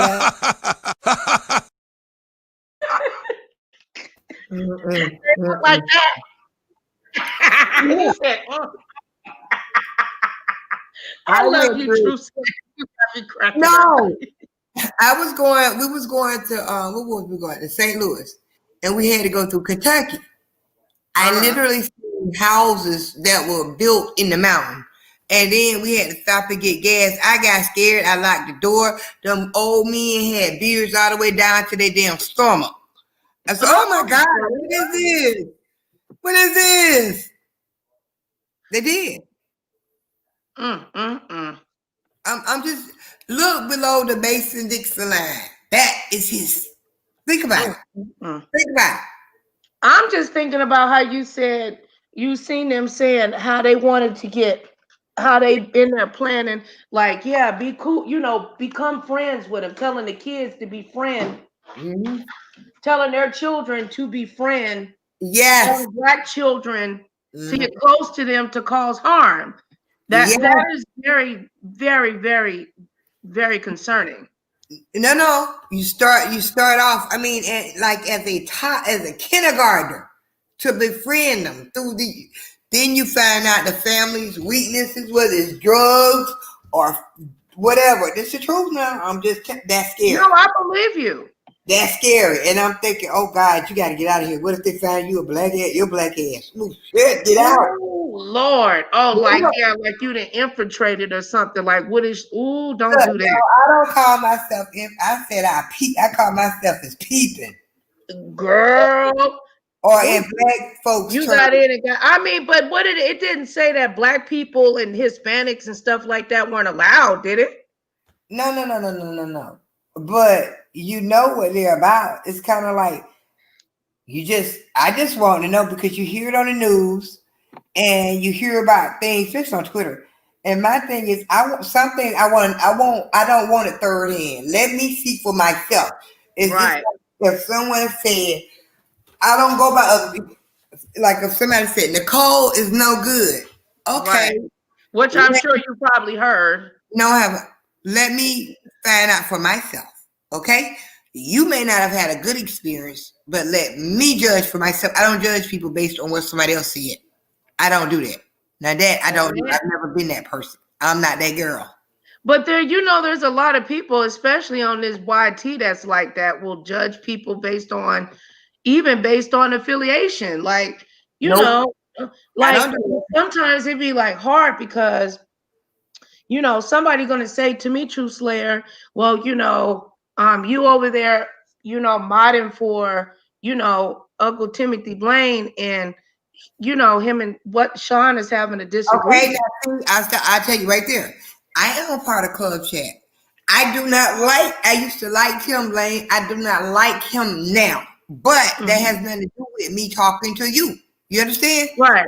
And that's between exactly. him and that. That don't have nothing to do with me. I mean, I love the ladies of the ladies that I know, know and stuff. I love them. I don't have nothing against or anything. I hate that it's even going down like that. My problem is when you compartmentalize and say, "Don't funky bitches of Club Chat." Well, wait a minute. I wash my ass. Don't funky fat, and I'm not fat. Right. So why you throwing me there? And I know, and these people, why don't do that? If you have a problem with someone, call their name. Well, I think that's just because the people I don't like it. Just like they do like a Babe, like when people talk about Babe Nation, they they group all of QB's people or whoever they group me with, with people or whatever. That's just they just say they don't know all these people don't know all of these people, I'm sure he don't mean that about you. He don't. And I'm like, I think it's just shit talking. You will never, you go through every one of my videos I've never spoke on anybody's beef. That's not what I do. Right. I don't do commentary on beef. That's probably why I don't have 1,000 people. But Girl, look, I try my best to stay out of it unless it's something that, you know what I'm saying, I feel like I can, share a lesson or something from articles or something that I know. But I am not about to be on here trying to teach grown people. You know what the hell you're doing. It ain't my job. No, no. I like to share information that I read about articles and how the brain works and stuff like that. That's just my no, I do that. I talk about stuff that's going on in the world or going on in the relationship. But I will never talk about, say, if you are beefing with X. Nope. Now, am I nosy as hell? Yeah, I go in the bushes. I ain't gonna lie to you. Hell yeah, I'm right there smoking a cigarette. Like, well, damn. You said wait, like What you want me to? I'm very honest, but I'm not gonna get in some. I'm not gonna comment. I'm not gonna make a comment on somebody's beef. I'm not gonna make a video. But will truth have her ass in the bushes? You goddamn right. Yes, smoking a cigarette, drinking a Red Bull most of the time. Oh shit. But that's not. And to me, it really is just entertainment to me. And I hear people say this all the time. YouTube is not my life. It's just entertainment. But you seem like you're taking it personal. I think because sometimes because of triggers. Some people, there's been things that I've heard that have, triggered me. A lot of, sometimes it triggers people. I don't know. Maybe I'm an Android. Maybe I'm an Android because I don't have. It's nothing anybody that I don't have a real relationship with can trigger me. You can call me ugly. You can do this. You don't know my life. I don't know yours. It's nothing. That's just the truth. Right. There's not anything. I will probably never meet you. So why am I going to invest and be upset and do this? No. Now, the people that live in my home, my real friends, oh, hell yeah, they could trigger me. But you can't, it's nothing. Because I don't know. I don't know. That's like, some people, they don't know how to separate the two, or it's triggering. And then people are real, some people on here are actually real friends in real life. And it gets personal. It gets personal when somebody send the police knocking at your door, call your job. Now, see, I have one real friend that I talk to about every day, and that's my 2 cents. That's my real friend. Right. Other than that, it's just fun. It's people I have fun with, and I like the way they vibe. I dislike this, but it's nothing I'm gonna take in. I don't know. That's why I don't do the beef. But it's just like a soap opera to me. You know how I haven't watched soap operas. I never got into that, but my grandmother used to. But it's kind of like restless. It's just like I don't really know these people to say you foul mouth bitch, and then okay, now that was cute. I'm gonna have to use that line on my friend over here in real life. That was a good one. Right.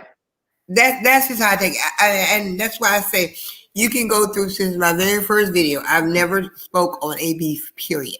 Ever. Right. Ever. And never will. That's just my I heard somebody say before I even made my first video, and I don't remember who it was, they said, how you start, however you start, if you start making video, if you start doing content. I think I told you that. Yeah, see that?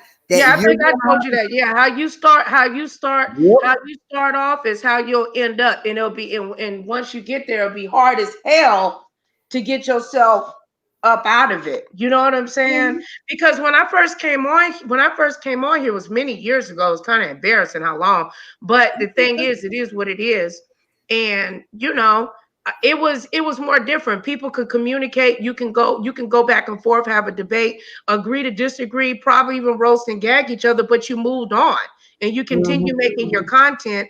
and people weren't flagging channels and calling cops and trying to call CPS and all of this crazy stuff. So you actually could say, oh, Truth Slayer did a video about, you know, Twitter, and then I'll make a video saying, oh, okay, well, my experience is this, and it would be just like that. Either we'll end up connecting on social media or we didn't. People were a lot more friendly. Now people trying to find every picture of you. I mean, girl, did you see Reed? Let me stop. I saw that. Oh my God! I said, Lord Jesus, what if my like, you know what I'm saying? Like, what if you just in a spot where you don't and your camera slipped and they just catch you looking bad? And now, because it's easy to laugh at somebody on the other end, but when you the target, that shit ain't funny. No, it's not. And That the thing is, and I'm guilty of it. Hell, of some shit funny. I'm going no, I know, but it just made me think, like, damn, what if my camera slipped? It wouldn't be funny if it was me. I don't know. No, it would not be funny to you, but it would be funny. But it would be funny to everybody else. And I'm gonna tell you, could I be mad at them? No. I always laugh. I always have this thing. I said, my doctor wrote me a note and said, I prescribe you are to get one good hearty laugh every day. Amen. I'm gonna get me one good laugh if I'm in the Walmart parking lot. Because at the age of 50, girl, bye. The shit funny, and sometimes I fuck up in the shit, and then at the time I don't. It ain't funny, but then you know after I think about it, a couple of weeks, that shit was kind of funny. Damn. All I could do is hold my head down. Ooh, ooh, ooh. I mean, was it like this, Truth? Oh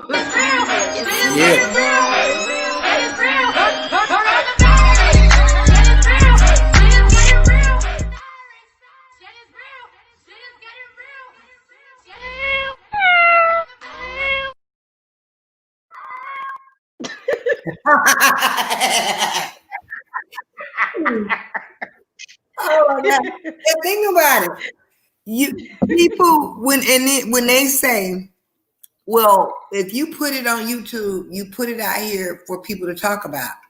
Okay. But I look at it like this. A lot of people are going through shit themselves at home.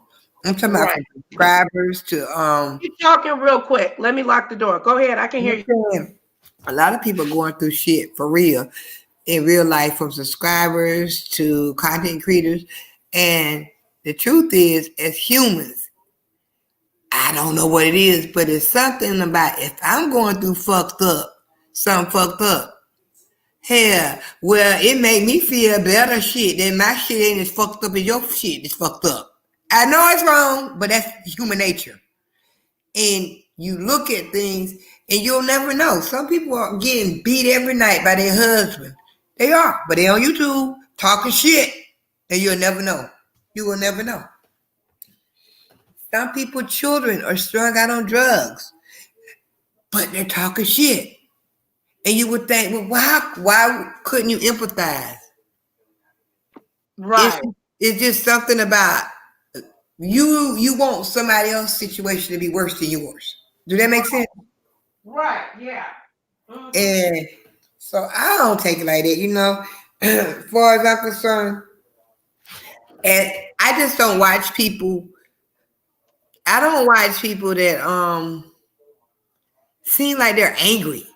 I mean, I'm talking about like angry at life. I'm not talking about YouTube beef, but their spirit. I know what you're talking about. They're angry, and child, I grew up in a Church of God in Christ. I believe in them soul ties. I don't need one of them angry spirits to jump out on me.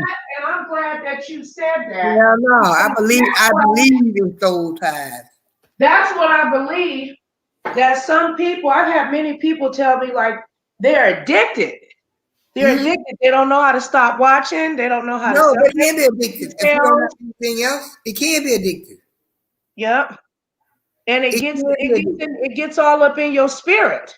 You driving and you thinking about, oh, I gotta clap back at this person. Are you holding your phone up while you trying to drive to read what somebody said? Girl, boy, no. Now the difference is, if this is truly your livelihood, just like a lovely tea or one of you two, social media is, I get it. But if it's not your livelihood, what? I mean, do you have things? I'm gonna be honest, and people know that my lifestyle is good. I'm lucky to get a minute on here. That's the truth. I am lucky. Right. Because in real life, I'm putting out this fire over here, this one over here. Right, right. So,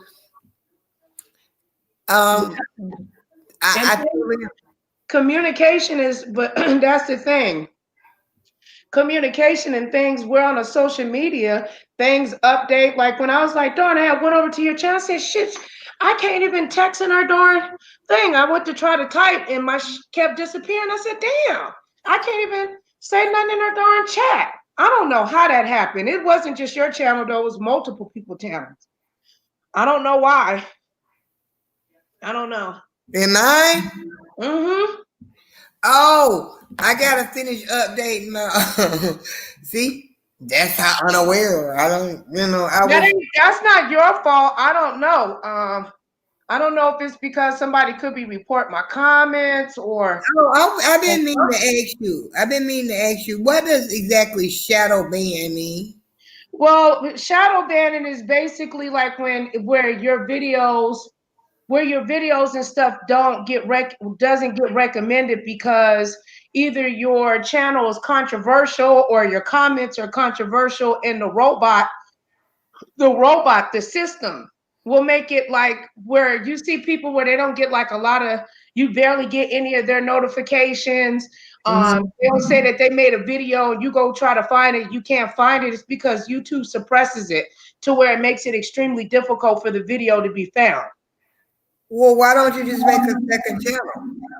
I did, but I put it under the same excuse me, under the same email address. Some things they let go through and some things they don't. Really? Yeah.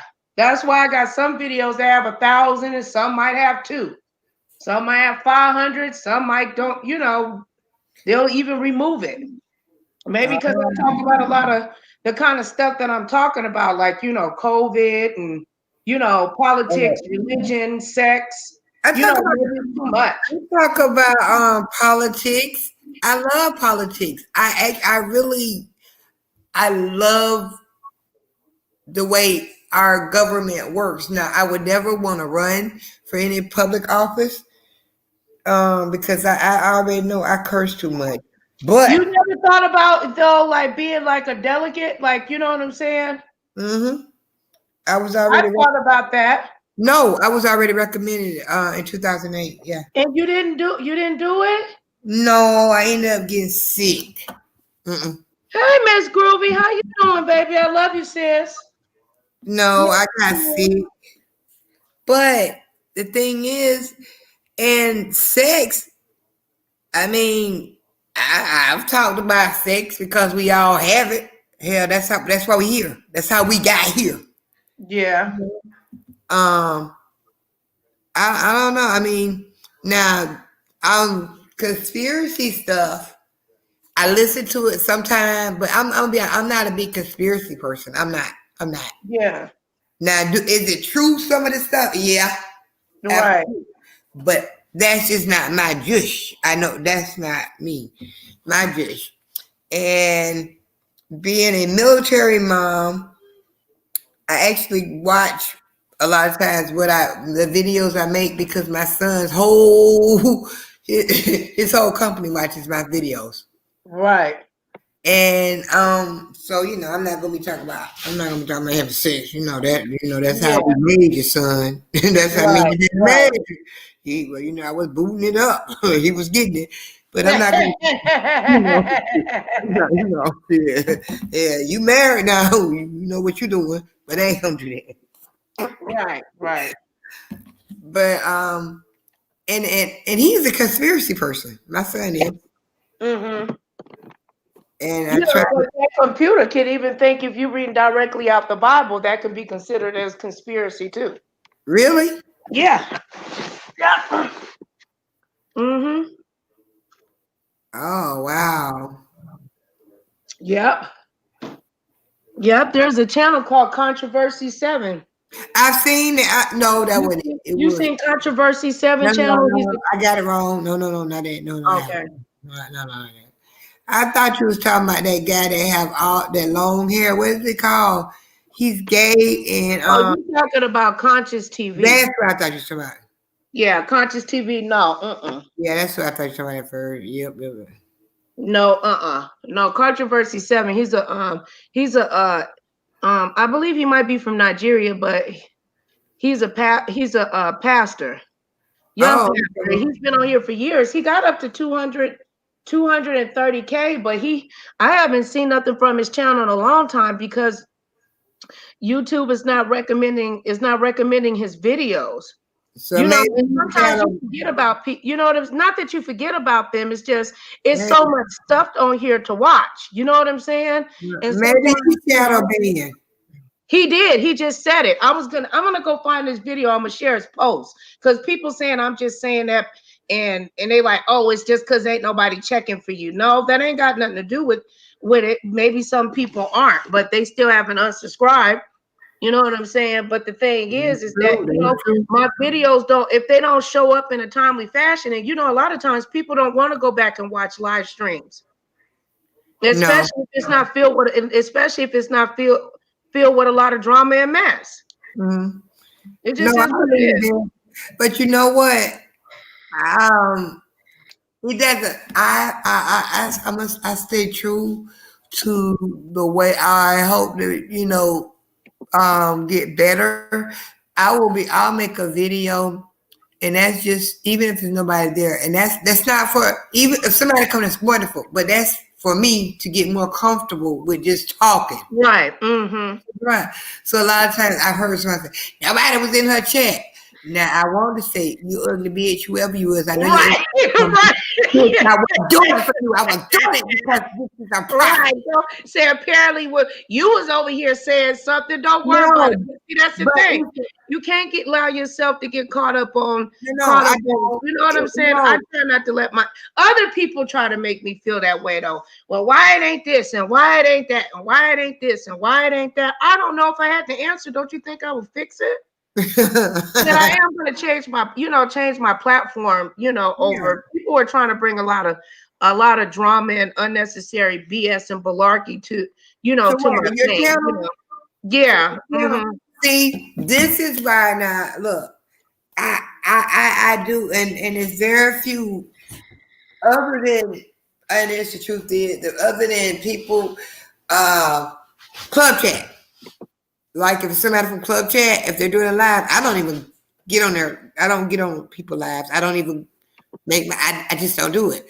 However, like on my platform, because I see that I have two people, and one is Sophisticated Honey, who I know personally has been staying in my house for months. I met her. I like that background. Yeah, that's pretty. I met her a couple years ago. We call ourselves twins. We have the same birthday. We're the same age. We met on Facebook. She came to visit me from Detroit. Stayed with me the whole summer. Now she moved to Oklahoma. She comes on there. She's my host, co-host, and my 2 cents. Because I look and I see, I have just watching part of learning to be a better content creator is observing what people do wrong and I see people drop that StreamYard and they bring in talking. Well, I was over to such and such chat and she did this. Now wait a minute, why are you bringing that here? Now you don't. Now you're bringing. So I don't drop the link. You don't drop the link anymore? Nope. I have my 2 co-hosts. You can say no because No, I get you. Because things can go bad they can go bad real fast, and now you caught up in some crazy stuff that you ain't got nothing to do with. No, I like the vibe of us, the people I actually know, the vibe. Right. That I talk to on the phone that's been in my house, slept in my room, for real, because it's like family, and you can make friends on here. You really can. I don't know. People say you can't, but that's not true because I have. So but see, the thing is, this is where I was talking to a friend. I don't get how you can fall out in December. You back friends in February, but in December you call every name in the book you even did thing and showed text. Like you really tried to destroy this person, but February you're good again. Right. I don't know. That to me, it's like it's abuse. Like to me, it's like abuse. Like, come on now. If I really care, I mean, I'm not saying that people can't get in disagreements and things. But I'm talking about. But I mean, Dawn, I make a video saying, "F you, I hope you dead. I'm calling the police. F your kids. Yeah, rah rah. Here's the picture of your mama dirty feet. No, how can you come back and be friends? You're not friends. Y'all just clicking up because you're on YouTube and y'all gonna share each other videos so you can get more clicks and views so you can get some money and some cash apps. Just keep it real. That's what I had to learn. A lot of the fight is you have to fight because that's what holds the audience. And that's how you get in this sector, there's other stuff where people are talking calm and having regular conversations just like me and you, and they got thousands of people watching them. And they're not doing all of that crap. It's just taking the time it's about consistency. You have to be consistent in regards to the algorithm, and it's about putting in your tags, optimization, and all of that kind of stuff. And that's where I messed up at real bad. So don't do like how I did. Make sure that you fill in your tags and put your title in your description box, and your title in your description box, and put it inside your in your tags. That's really important in the tags and stuff that'll properly go to your videos. And make a note. You can actually make a note too, like inside your YouTube studio, about what that video was about, so you can go back to it if you need to find it. Because do you remember everything that you say on live? Because I know I don't. No, but what I can remember is what I didn't say. You know what I'm talking about? Like, right. I'm more at that. And see, somebody told me one time, they said, you're not even in the beef sector. You're not in this sector. No, I wouldn't consider you a part of it. But I understand. I understand that, it's hurtful if you hear somebody talking about your child and calling them names, a child. Right.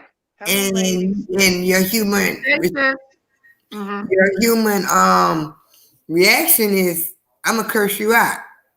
But it usually leads to, okay, I curse you out, then you curse me out, then we start to drag each other. You see what I'm talking about?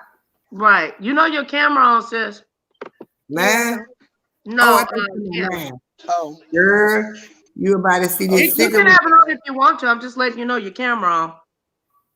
No, I thought you were talking about mine. Because my husband tell me. He's talking about me. He just said, why you smoking that cigarette like you a pimp from the 60s with the cock to the side of your mouth? And I said, and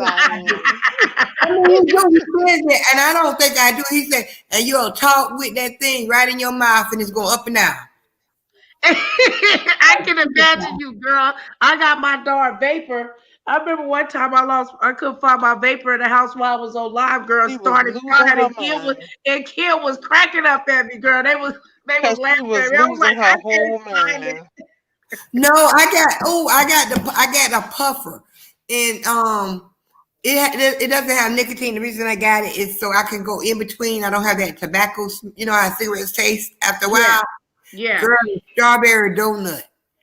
And I just put melons up in mine, but mine ain't no puff. Mine is a mod. It's a vapor. Well, all right. You already know. I ain't doing it. I hear this thing and I'm gonna do it right. I'm gonna do it real. I hear this thing and I said, "Oh, this is like an orgasm. This thing is good." She said it's like an orgasm. I hear that thing one time. You need a rose then, sis. Girl, I hit that thing and I fell back and I put that leg up. I said, "Oh shit!" You said you fell back and put your leg up. I kicked my damn leg. Yes, the fuck I did. The guy at the store said, he said, "You want another one? Oh, give it to me." He said, "You want another one? I'll give it to you." I'm sure. I am sure. He did. He said, "I'll give you the other one if you can do that again." Like, come on, man. Said do that. Said do that again, huh, baby? He did. And it I was said, $15. come on, bro. Let's get it. And when I told my husband, he said, "Well, hell, I'll give you a 20. Do it for me. Let me see how you did it." Hey, wait. And I said, "Wait a minute. I'm gonna do it."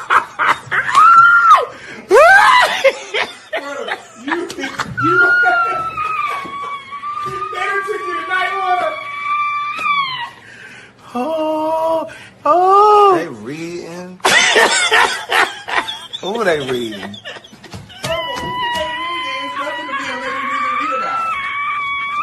Oh. Nicole. Did you hear me? What did you say? You know T.S. I'm Madison sorry, got a I show coming accidentally on. clicked on that, y'all. What did you say? You know T.S. Madison has a show coming on WeTV. Yeah. Yeah, I was gonna In ask you March. too, Sarah. Did you know that that T.S. Madison is gonna be on WeTV? Oh, I knew that. I did. I'm a fan, so you know I knew that. When does the TV show come out? In March. Oh wow. How many not seasons, how many episodes is it gonna be? Oh, we won't know until around that time, I guess. Wow, I didn't even know she even got a chance to even film that. They must have filmed it before the Rona. No. Before Corona Jenkins came through. Yeah, oh Lord, she called it Corona. What I told you, put some sauce on it, Nicole. Okay. Sauce, Nicole. Spice it up. Corona Trump? I gotta spice it up. She told me to pull my titties out, girl, so I can get I told 2,000 followers. Yeah, I said now wait, we ain't there yet now. If in about a month and a half, if I ain't hit 1,000, Nicole, what I told you. We gotta pull a titty out. You gotta take one for the damn team. This is for the team. Are you on stereo? Yes, I am. Oh, we need to go over there and talk nasty. Yeah, y'all want to go over there? We gotta go over there and talk nasty. We can talk I don't nasty on here. No, we cannot. I need my channel to be monetized. Yeah, I'm gonna tell you, I'm real good on mouth. She want to get real bad. Oh, I'm a real nasty. How you think I've been married this long? Shit, it wasn't saying hey. It wasn't saying hi. No, hell no, it wasn't. I'm with you. I am with you. The fuck? No, it wasn't. But I told Nicole, I said, sis, why don't we have like a Friday night adult conversation? And we were supposed to been doing that, but my sis never got back to me on that. Yeah, but let's go over the stereo. Cause guess you what? You gotta come to my likey then. Cause on likey I cuts up something terrible. They call me the sex doctor. I'm gonna be I need to get a new phone because like when you have an Android, once you just like it's so maxed out, no matter how much you delete it, just start acting funny. No, I have an Android. My Android is fried, yo. I bought a brand new whatchamacallit for it. I dumped it, and no matter every time I do a couple of videos, it's already back to like 97%. I can't add on no more apps. Oh, you must have a lot of them. Erase some of them apps then. I need all the apps that I got in there. See that she's an app. She's an app. You could get rid of something. Nope, I've already went through it. I can't get rid of it. It's the doctor's offices that's taking up a lot of space, and I'm not getting rid of stuff I paid for it. No, I'm talking about like I already did that. I dumped all the pictures. I dumped all the pictures and everything. No, I'm talking about some of the apps that came with your phone. I already did all of that. What's y'all tell me? I'm over here I'm on my see, this is the thing. I mean, cause to me, for real. I did all of that though, Kim. I promise you. I got rid of all of that stuff. I'm out because I'm an editor. So it's eventually it happens when you edit as much as I do. But go ahead. I'm sorry, True Slayer. What you say? No, I was just saying. I truly did get on start YouTube just as a hobby because I was bored.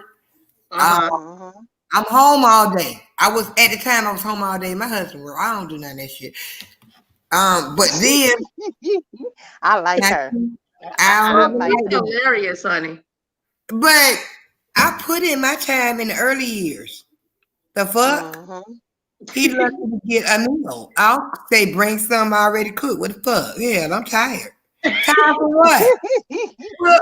True Slayer. What is your name on there? Mine is True Slayer. It takes energy not to do anything. Trust me. It do. Thank you. So then I decided when the COVID first started, we got a lockdown. It's a control thing. I didn't like the fact of now you can't go anywhere, even though I'm not going anywhere. So what I did is I looked and I was talking to somebody, and I started doing this Postmate to take food to the elderly. I mean, their grocery that was shut in. And then it just got fun because it just got fun. So I just started doing it and doing a little because like here what we do here is mainly Walmart grocery. I pull up, they put the shit in the trunk. And I take it and put it on their doorsteps. Every now and then I take an order and I work as I want to. And so I did it literally to get out the house. Like, hell no, I can't be just sitting here because now I was already sitting here. But now you're telling me I can't go nowhere. I'm talking about the government. No. Right, and now they're talking about this mandatory mask. I don't know. But see, you have health problems. Anyway. I wear them. I mean, I wear mine too, but I'm like mandatory. Like, what else is they gonna mandate? Like he said, he was gonna make it a law. Excuse me. But see, that's what we have to have a debate where you have to defend your position has to be you're against mandates, and my side have to be why we should have them. You know, like a friendly debate. Right. That would be good. I'm True Slayer on there. That's me. I gotta find you because I gotta see what you got going on. I ain't got shit going on. That's the problem. Get over there. Shit. Yeah, I'm telling y'all to get over there. Shit, a bitch trying to throw hit. What the fuck? I ain't got shit. I gotta follow you. The hell over here. She got me cracking up. Hold on. It's the truth. What you want me to lie? We got it going on. Hey, Nicole, this remind me of Miss Paul Walker. The conversation about Miss Paul Walker. Oh, when we was cracking up, Miss Paul. Yes, it is truth, just truth, and then Slayer. That's no, it was a young lady who T.S. Madison had did a work with. That's me. I'm talking.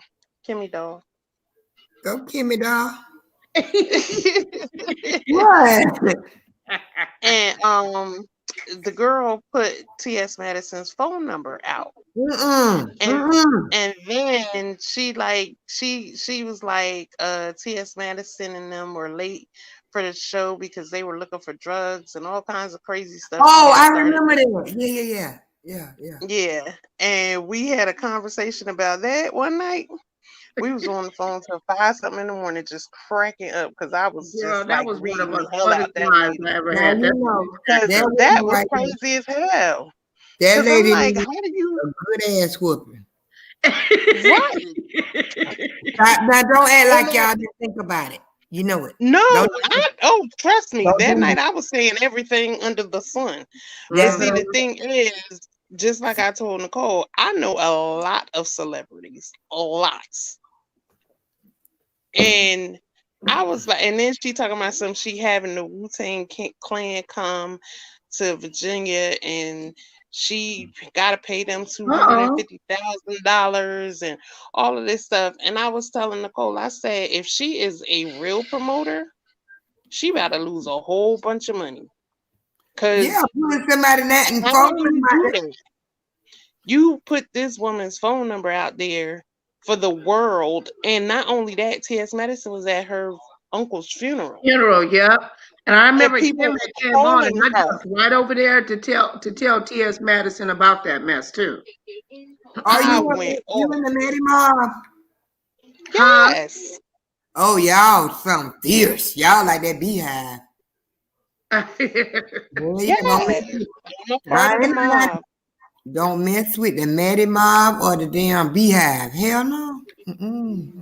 But see, the only thing I was saying was, how do you say you're a promoter or that you deal with, people in the industry, and then you sit there and you call yourself telling everybody's business, call yourself telling their business about why they were late, and it wasn't even true.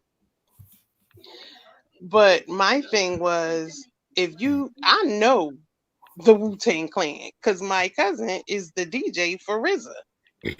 Oh shit. I know Cliff and I know Reggie, which is Method Man and Redman. I know both of them. I smoked with them. Oh, you And serious? just so happened, we were going to a concert like a couple weeks after that, and they were there. And so when she was like, I got them coming and this, that, and the other, and blah, blah, blah. And I told Nicole, I said, well, what the fuck she think they gonna want? Right. You know what I'm saying? I was like, if you sitting here saying you're a promoter and you got these people coming, and even though you're paying them, you're supposed to make sure that they have everything they need. Yep. Right there. Because you know how they get down. Because yeah, what do you call it? Industry people. Yeah, I forget, what do they call it when you have everything? They tell you what all they want. What is that term? Great hospitality. Oh, it is a term. I'm looking over here. What are you?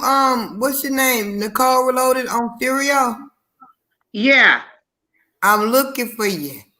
Under people, see, I'm learning how to do this, so y'all work with me. What is okay? Y'all gonna have to tell me what Stereo is, because I don't know. I sent you a link. Where? You can only add people that follow you, so you got to follow me. That's what I'm looking to follow. Where is it? Put me in the search. What is it? You got to click the link that's in the chat, sis. I'm in the StreamYard, so I'm not on the page. Put it in the private chat and she'll see it. Yeah. Put it there. Put it in the chat on here. Damn, I got to figure out how to do that. Hold on. What you mean, private chat? No, because I'm posting it from my phone. No, I know how to do that. I'm saying I'm posting from my phone. Ah, see, I'm on that. I'm on the Android. You don't see it neither. Hold on. No, I'm on Stereo looking for you. It's Nicole Reloaded. That's what I'm looking for. I'm under people. Stereo.com. Just put it in the search. Just put my name in the search in the little circle. That's where I'm at. The little search that says search and then people. Type my name I in there. don't know how. Like, I don't even know how to go out and still be in here with y'all. Wait a minute. Because I'm on my phone. So just go out and come back in, baby. All right, let me go. We're gonna be right here. Yeah, because it's not letting me copy and paste. I got you. You got on some little a little pink headband. Is it pink? And some little glasses. I got glasses on. Yeah, you look so cute. See, I got to go back and do mine. See, that's fucked up. No, it's cute. Man, I just do it like in a whim. Yours is cute. I need to spice mine up. Shit. I have to go back and fix my hey T-Love. Hey T-Love, you ain't gonna be having me like home and do you know me? Just got some hair and some just looking up there. I'm like, oh, everybody else got a little style.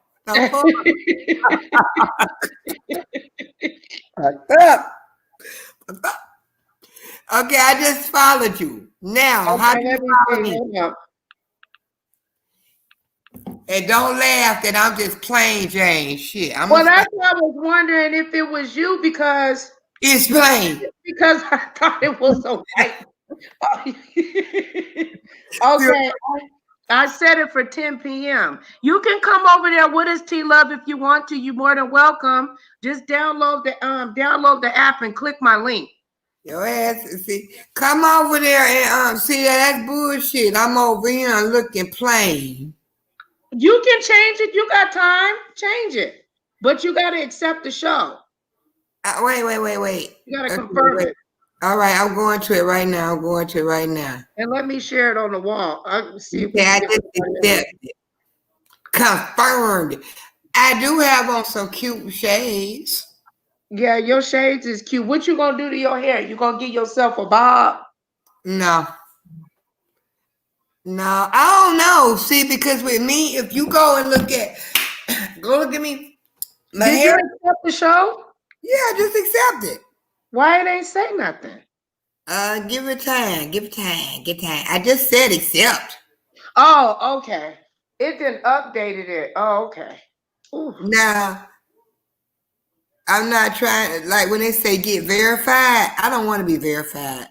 I want to be verified. I ain't gonna lie, because that's how you get on the board to be able to make some coins. I don't want to be verified on Twitter. But see, I don't care about the money. That's the truth. I don't. Well, I want to make me some money, and I got some stuff I wanted to ask you, but I asked you over there. So y'all follow over there. We got to get you your subscribers. We're gonna get it by the end of the week when I talk to Mika. For real? Yeah, I think we can probably get it. Well, how many you need? 70 people? Yeah, and then I told you 2 of them little fuckers left me yesterday. Don't worry about it. And then sometimes too, when because of the system and stuff, sometimes people will subscribe and unsubscribe. But we can, at least get you there by February. Well, that's and you know what? But the truth is, with me, it's more about just wanting to have a community board. I know. But let me tell you, I thought it was because of that last show I did. I was talking about what was trending on Twitter, and it ain't had shit to do with that damn little girl. I didn't even use certain words. Mm-hmm. You know what? That girl that was over there, by Solange's son. No, we're gonna talk about that over there, honey. Oh, girl. We're gonna have to tip tap to toe in my ear and let me know what's going on. Yeah. Do you be on Instagram? Because I was like, damn, I am on Instagram, but sis didn't even hit me back. Let me screenshot. You need to change your avatar. They're gonna be like Nicole up there with this white woman. You know what? I do not look white. Y'all, you gonna get off me. You gonna get out my damn business. You look like a white woman with a tan. Your ass gonna get off me. I don't look like that. You gonna get out my damn business. You gonna leave me there alone. Let me go over here. Got me giving me complexes. No, man. Let me see if I can give my avatar a tongue ring. You know what? Because it's not. You gonna get off me. You gonna leave me there alone. I look like a good old wholesome black woman. I would give myself a bang to I should put in the bio. Who gonna pull my hair? Don't pull my hair now. Nah, see, it depends. If I have braids, I wish you would pull that shit tight too. I wish you would pull this bitch. This bitch gotta last. If it's my hair, hell no. See, you know. But the fuck, think about it. If it's braids, do you realize I stay here 45 hours? Do you realize I stay here 45 I gotta get my hair rebraided. Let me see if No, they don't let you have no tongue ring. Your daddy. No, this tongue is perfect the way it is. You trying to change the game. This I'm trying to change the game. This tongue done got Mercedes, girl. What's wrong with what you trying to say? My tongue got miles on it. I'm just saying, you know, I'm just saying. I'm just saying. We can do the tune-up. Girl, give it an oil change. Give it an oil change. Give it an oil change. Oh Lord. I'm just saying, you know, a fresh oil change, you know, don't hurt. Just saying. What I should give myself some facial hair. Hell no. He don't want to feel like he messing with Bill. What the fuck? Your mom on his nipples and it's scratching like what the fuck? No, that ain't what. Scratching his chest, you kissing his nipples and scratching his foot at the same time, and then you trying to say, "Baby, this some freaky stuff." He said, "Hell no, hit your head." Right? Boom. Get up out of here with all of that, right? Mm-hmm. You don't want to feel no hair on his chest. Hell no. No. I'm just telling you the truth. Let me come to bed with a evil. You know how when we get the little chin hair, it'd be like 3 of them. Right, girl, please don't not the what happens when you turn 40, just chin hair start growing. Yeah, I'm like, where the hell did it? Girl, wait when you get older, you see them damn gray cooter hair. Whoa! Girl, I got gray hair. Girl, I need to find me a man so he can go down there and see if I got any. No, the hell, you won't get one with that gray hair. You gotta put them shit out. No, wouldn't that hurt? No, you shave it. Oh. You don't want to see grandma die that faster. And listen, no man don't want to see a grandma dying. It's gonna remind him of his grandma. He gonna get the fuck up. No, I can't do it. I can't do it. Look at Lord. No, if you're gonna get freaky, put a pink or a peach color dye, something like that. But not you can dye your coochie hair pink. Yes, you can. You can dye it any color. You know that color that just like the dye that you can put on your hair that washes out, rinses out. Mm-hmm. Nah. And you can put it down there. Yeah, just make sure you cover up the little meaty part while you're doing it. You might get the meaty part. You might get a Just a Vaseline down there. And just take a tissue and you cover it. You like put it in you cover that little shit because if they get there, that's gonna burn you. You're gonna be walking bow-legged. Oh no, don't need no burn. Well, I ain't had none, girl, in so darn long, child. So, girl, when you get down there, girl, when you do get it, you're gonna be switching. Your children gonna get anything they want. You're gonna be singing. My numbers will go up on YouTube because I'll be like, "Hi, welcome to Nicole Reloading." Oh yeah. Your whole octave, your voice is going, "Hi, how you got it? It's a great sunny day." Girl, they're gonna say, "Yeah, she got that ass tap." Oh, she said she making foo-foo. That sounds good. Get out of here. But you can't. Stereo is messing up. What is it doing? Shut up and get out of here. Gone. You can't color that hair down there. You can. You can't get creative now. You can. So women, I didn't know that women be dyeing their vajayjay hair. The women in Australia do. You gotta learn about the international. Oh, okay. Ooh. Surprising. I didn't know you could dye your Uchi Wally. I remember my homegirl, she tried to put a perm and messed her cootie up. Oh hell no. That's lie. That's when we was young. She sure did. She had put a perm on it. She was like, I wanted the hair to be straight. I'm like, I was young. I didn't know. She put a full-blown perm on her cooch. Oh hell no. You know that bird. Girl, you got me with my knees closed. Ooh, feeling it. Ooh. We about to go there. Tell people how to subscribe to you, True.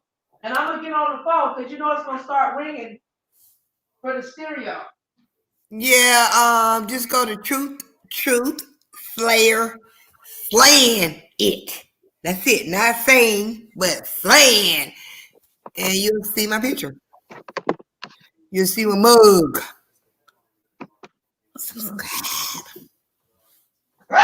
I was trying to make you. How do I make you? I don't know how to make you. I was trying to make. Oh, okay. I'll move it over like that. A decent woman, you can't. Okay. Say it again.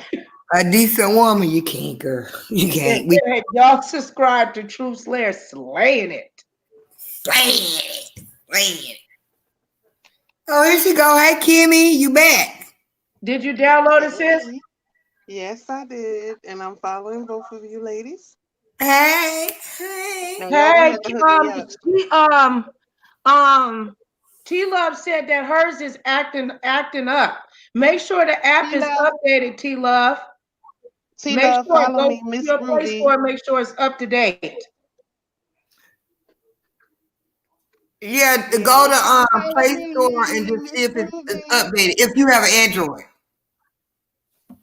Now I don't know, cause I don't know too much. I don't know too much about them iPhones. I'm sticking with the Android. My son wanted me to change to I said no, you have to buy them apps. I can't do that.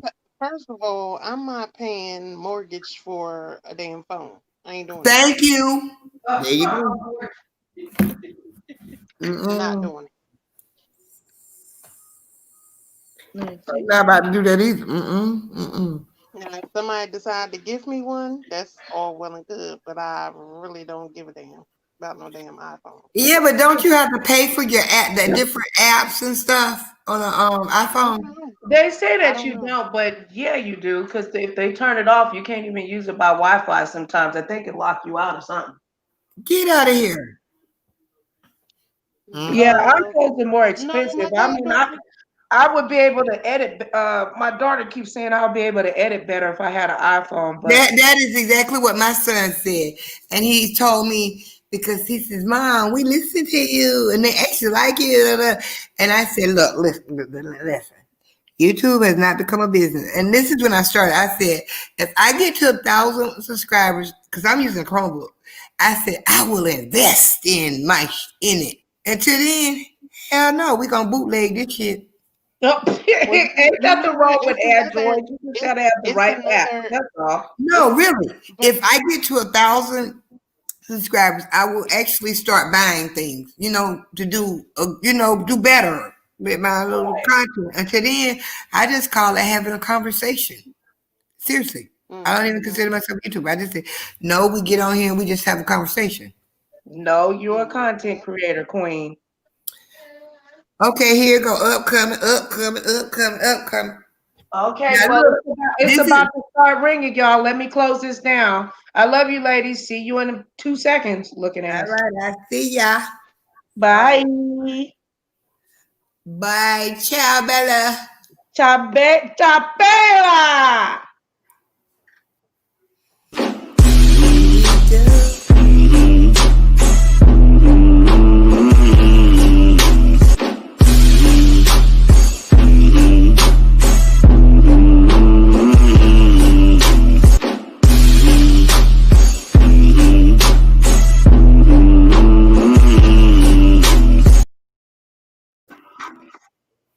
Oh, I was supposed to close it down after that. I didn't even do it.